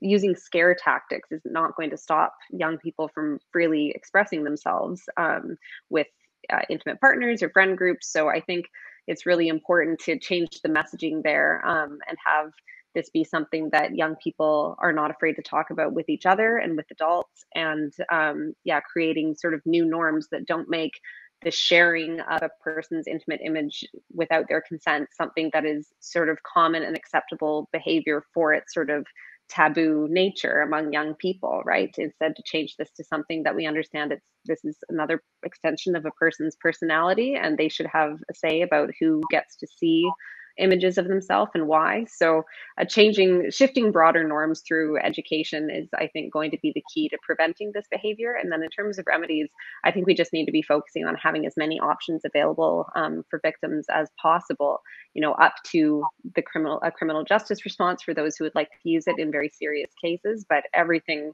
from the criminal justice system down, I think is important to give victims as many options as possible. Yeah, I think building on that, of course, the work of Alexa Dodge is such incredible work, where she's been looking at CyberScan, which we have here in Nova Scotia. And CyberScan is a real step in the right direction. I still think there's more work to be done on what CyberScan looks like and how it can help young people and adults. But I think having organizations like that are government funded, that are secured, that have the technological expertise, so that you have somewhere to call. And in the research that Alexa's done, it shows that some people do want to go to the law. Some people, that's important to them. They want a criminal response. They want a civil response. Like, having the state recognize the harms that have been done to you can be very important and a useful option for some people. But for the majority of people, what people want is they want emotional responses. So someone recognizes the harm that's been caused to them and validates what's happening is wrong. And can help them through the process, especially if it's someone that they do know, that emotional process of managing that relationship. And then technical support for, if this is a threat, how can this threat be managed? And so again, I think a lot of it goes also to social media companies. Right now, there's a lot of rules around actually posting content, but extortion is really tricky because the content hasn't been posted. And so when someone's posted a nude image, it's easier to go to a social media company and say, not that it is easy, but it's easier to go and say, this is my image, and then that they can block that person's account, or they can, take the image down or do something like that. And so having content moderation policies include threats and extortion within their policies, I think is incredibly important. So tech companies have some obligation to do that. Some of the work that I've been doing quite a lot with organizations like the BC Society of Transition Houses is just creating educational material that's as accessible as possible. And then a lot of anti-violence organizations, university sexual assaults support staff, high school sexual support staff are knowledgeable on their areas of expertise, but this tech stuff is very new. And so I think we need a lot more funding and a lot more support so that those secondary spaces that already exist, that are already the go-to places if you're experiencing gender-based violence, to provide them with the expertise that they need. So when someone comes to them and says, I'm being extorted via technological means, what do I do? That these support people know what to do. And so I think there's a lot of training that needs to happen. And again, I think there's some need for regulation on social media companies. For anyone interested in this area, Cynthia Koo is an incredible legal scholar. She wrote a paper for the Women's Legal Education and Action Fund called Deplatforming Misogyny. And it proposes a really amazing intersectional feminist response to content moderation. So if people are interested in learning more, that's a really great example of what things could look like. But I think that combination of support services that are accessible, that are adequately trained, that can provide emotional and technical support. And then if people want to go to the next level and go to the legal level, that there's supports for them there as well too. I also think we need to, we use the term sextortion, but the research that my colleague Roberta Liggett O'Malley and I have done, we kind of explore the different methods and motives and so he's like someone who we tend to focus a lot on youth, right, as victims, right, but then again, and then what we've seen is that there are these differences in terms of gender, right, and who kind of what the sextortion looks like. I know at MSU one of the issues we've had is young men who are being targeted by the transnational, right, cyber sextortionists, and who have absolutely no idea what to do, and the police have no idea kind of how to handle these cases, and they're and then I wonder, right, how many young men is this happening to across the campus, because we've been focused on, right, again, looking more at youth and the youth sexting and the sextortion. So, and it's interesting, I think, too, because offenders, right, especially with sextortion, know the culture and know how to look for vulnerabilities and know how to select victims. And so, I think it's important to be victim-centered, but also offender-focused, right? And looking at really trying to understand those different methods, motivations, looking for those patterns is one of the things that I've really been thinking about a lot. How do we do this, right? And then again, the idea of like that sextortion is not always going to look the same in every case. And so how do we respond to this victim based on kind of how do we meet them where they are in terms of who they are, right, what their experience has been, and then what justice looks like for them, or what support looks like for them. I think that's a really important thing too to consider. So we had a question from the public, and they're asking, is there any new laws or political programs around the globe dealing with sextortion with a sex-positive approach that we should be looking to for guidance? That's a great question. Yeah, I think in Canada, when it comes to the law, like our extortion laws are quite broad. And so I think that, our extortion laws are probably appropriate, the criminal ones at least. Again, it's about whether they're adequately enforced or not is another larger question. So I wouldn't say that there's anything particularly interesting coming there. I think across the globe, this question of content moderation is coming up. Is Canada's approach sex positive? I wouldn't say so. At the current iteration of what it is, they're doing some work on it, and they have some great experts like Emily Laidlaw helping them along. So maybe the next version of what they come up with might be a bit better. But I would say that's a really interesting area to look at, is content moderation. And then, yeah, I don't actually know of any particular programming here in Canada. The BC Society of Transition Houses has really great material on tech facilitated violence in general that's really useful to look at. I'd recommend their work, and it's always evolving. They're constantly building more interesting work as they move along. But on sextortion, nothing immediately comes to mind that's really sex positive, and that's coming. Maybe the work that's being done here by the research that your team is doing, but. Yeah, I can't think of anything in the US that I would consider to be a sex. I would love to know if there is, and I'm just somehow missing it. But but again, the work I'm really excited about this panel and this campaign. Yeah, I think for legal and regulatory approaches, sex positivity is not front and center at all, and obviously a lot of women's organizations and gender violence organizations are trying to ensure that sex negative beliefs don't form the basis of a lot of these policies. I mean, previous iterations of the government's online harms bill, there were concerns about overbreadth and a lot of these ideas that are premised on ostensibly feminist ideals of preventing gender violence and violence against women and children. Sexualized violence can then have really negative effects for people who, are sex workers, for example. If the idea is, okay, let's make sure that, any nude images can just be immediately taken down if anyone makes a complaint. Well, that can sound really great when we're talking about, a person who's had their intimate image shared non-consensually online. But if someone makes their living by posting nude images online, or by,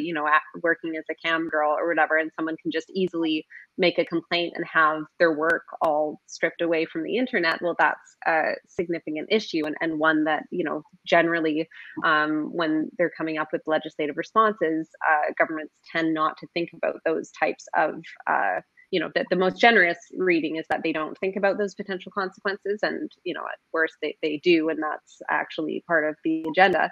So I do think it's, up to various gender violence organizations to ensure that remedies are not premised on sex negative beliefs and this idea that, okay, nude images, sexualized content, this is all harmful, take it all off the internet. That's never going to happen, and that arguably should not happen. The focus needs to be on consent and personal autonomy and dignity, and gender equality, rather than the idea that sexualized images are somehow inherently harmful. So this is a question that was asked in the previous panel. I might direct it at Karen and Susie. Does intersectionality or queer theory help you to interpret instances of sextortion? And what can these theories do to help us think and imagine something like an ethic of cybersexuality? Oh, Susie, I think you would have you would be great with this one. Sure.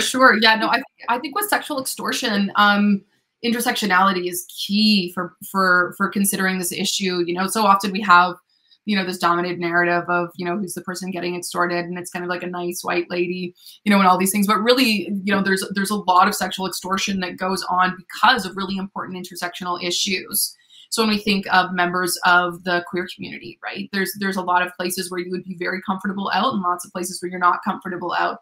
And so there's this much higher risk, which here in Canada is less of a risk. But if you look in the Middle East, you know, they're like, you can be killed if someone has images that show that you were a queer person, you know. And so thinking about intersectionality is incredibly important. Some research that's come up that's been really interesting, and some debates that come up, not so much on sexual extortion, but I think could be used in sexual extortion issues, is also questions around you know, women who might be expected to wear, you know, particular clothing, but aren't wearing that particular clothing. So say if there's a hijabi wearing woman who's maybe not wearing a hijab, you know, or is with, you know, a male person that, you know, according to their family's traditional cultural norms is inappropriate, you know, that type of content can put someone at a lot more risk than say someone, you know, like myself, like you know, like if there was a picture of me with a male, no one in my family would care. There wouldn't be risk for that. But intersectionality comes into place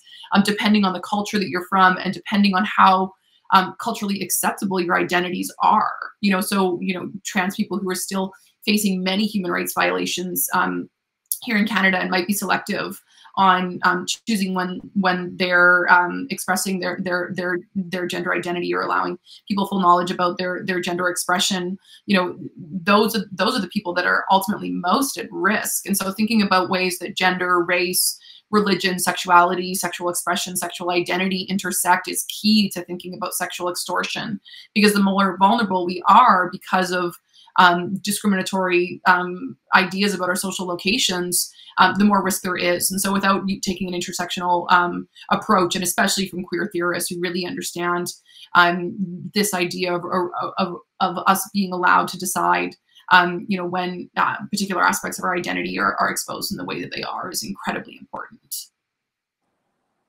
And I think, again, like going back to the idea of the offender focused stuff that we do is, again, like they know, right, who the vulnerable people are, who the people who are going to be less likely to report. And so like one of the studies I was just looking at said that sextortion was 3 times more prevalent among LGBTQ youth, right? And so, that's just what we know, right? Like we don't know what we don't know. And so I think, you know, that there's again, like thinking at it from like a, right, again, like the opportunity and access and the victim selection perspective, I think that offenders know, right, that they can select, they're better at selecting, right, like who I can target and who I can get away with and what. And so I think, again, coming at it, right, just thinking about it from the victim's perspective and also in terms of, right, like the offending perspective and how do we make it harder for them to access, right, these individuals, or to prey on the more vulnerable individuals who may not have like the same voice that other individuals would have, like, is one of the things I think I struggle with trying to think about.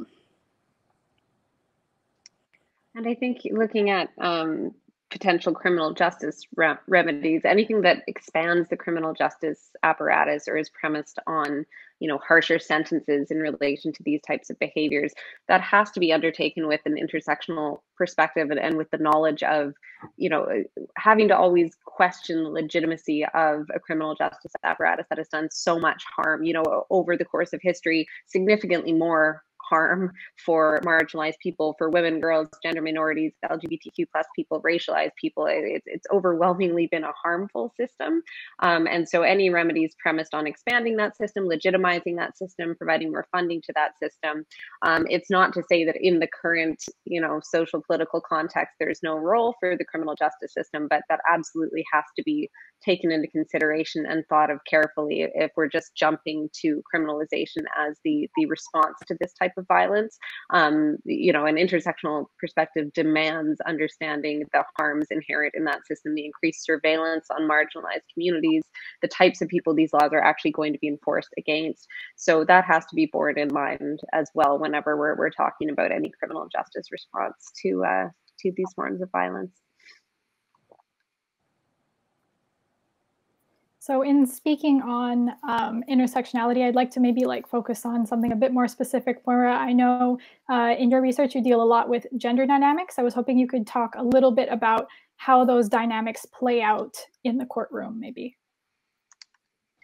Sure. Well, again, my research is focused on the intimate partner context, and sextortion, I didn't use that term in my research, but threats to disseminate intimate images are extremely prevalent in adult intimate partnerships. You know, again, we often think about and focus on young people and the idea of, you know, sexting and then those images being shared, but long-term marriages, common law relationships, intimate partnerships, this threat to disseminate intimate images is prevalent sort of throughout the lifespan, as has become clear by looking at the criminal cases.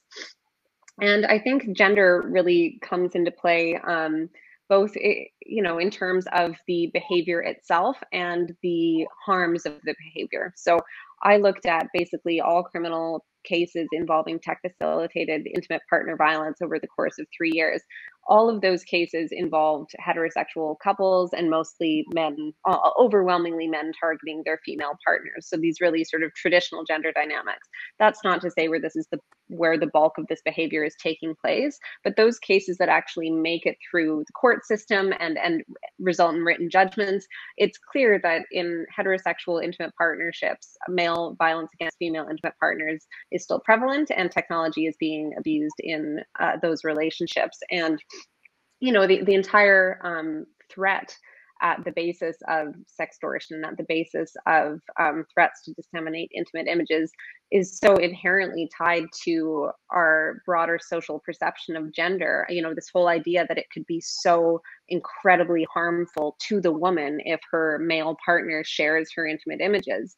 That's based on this idea that there's something inherently shameful about a woman's body and a woman's sexuality, and that there is such a market online for these types of images that it can be guaranteed that they will spread far and wide in a way that nude images of a male partner may not. And so yeah, it was very, the entire idea that a male partner could make this really credible threat to disseminate these images, not be at all concerned for his reputation that he would be seen in a negative light for sharing these images, but rather she would be seen in a negative light for being having allowed herself to be photographed or merely being depicted in a sexual way.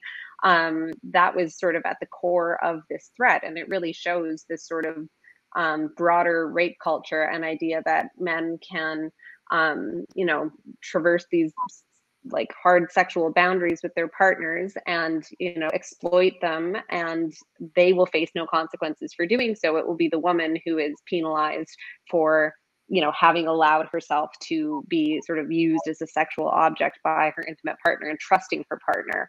So yeah, there were certainly those gender dynamics played out in the case law in the intimate partner context for sure.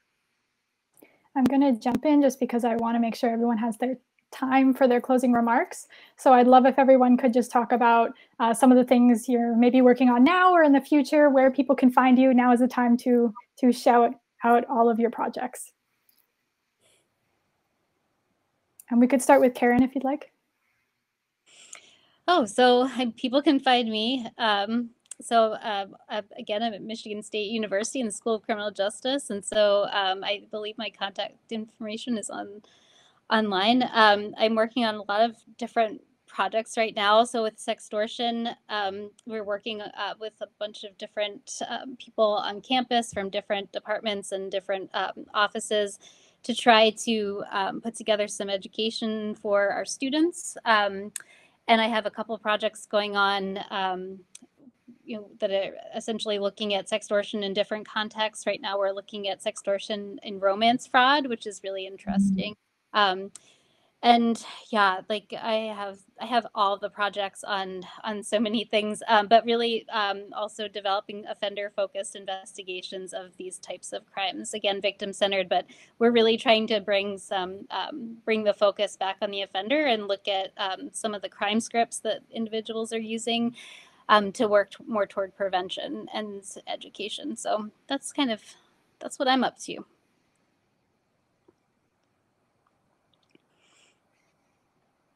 I've got a couple things on the go right now. I'm really interested in getting data collection in Canada and globally. So most of the projects that I'm working on right now are kind of in the data collecting phase or soon to be data collecting phase. Some of them were just recently granted. So I'm working with the Center for International Governance Innovation. And so we've completed the data collection. We're just in the process of analyzing it now. But we surveyed about 1,000 people from 18 different countries and really tried to focus on countries that didn't necessarily have a lot of data collected on them. So a lot of countries in Latin America, a lot of countries in Africa, but we did do Canada as well. And so we surveyed 18,000 people and have data points on experiences of tech facilitated violence more generally.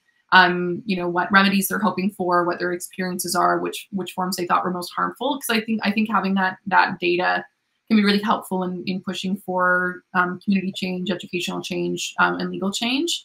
And just recently, for two specifically Canadian-focused projects, I'll be working with Julie Blais and Alexa Dodge here in Nova Scotia, where we'll be doing some quantitative and qualitative research on young people's experience. Oh no, were we doing adults? One's doing adults and one's doing young people. I think that was a young people one in Nova Scotia about their experiences with tech-facilitated sexual violence. And we'll also be looking at perpetrators and their decision-making around why they're engaging in this type of harmful behavior.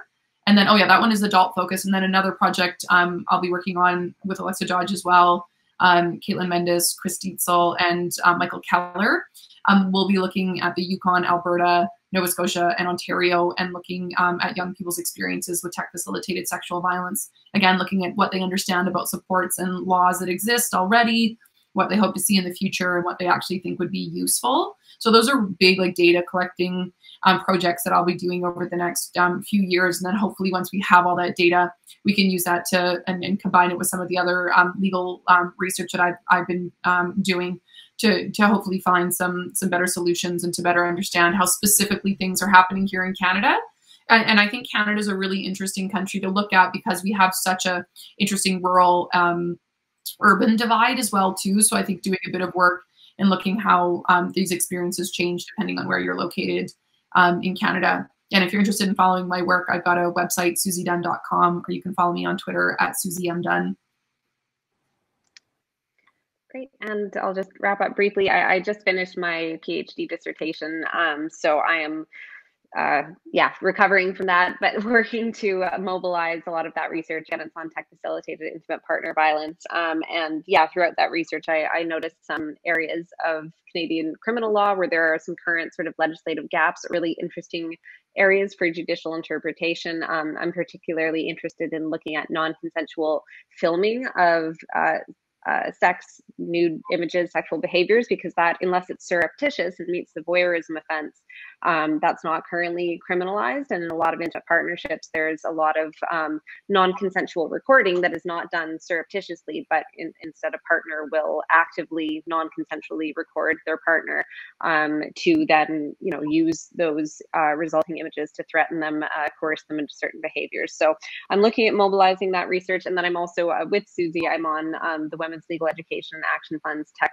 Facilitated Advisory Committee, which is interested in advocacy and legal intervention and helping frame the government's response to online harms and sort of judicial response from a feminist and gender equality perspective to make sure that those are at the core of the legal response to tech facilitated violence. So that's what I'm up to at the moment.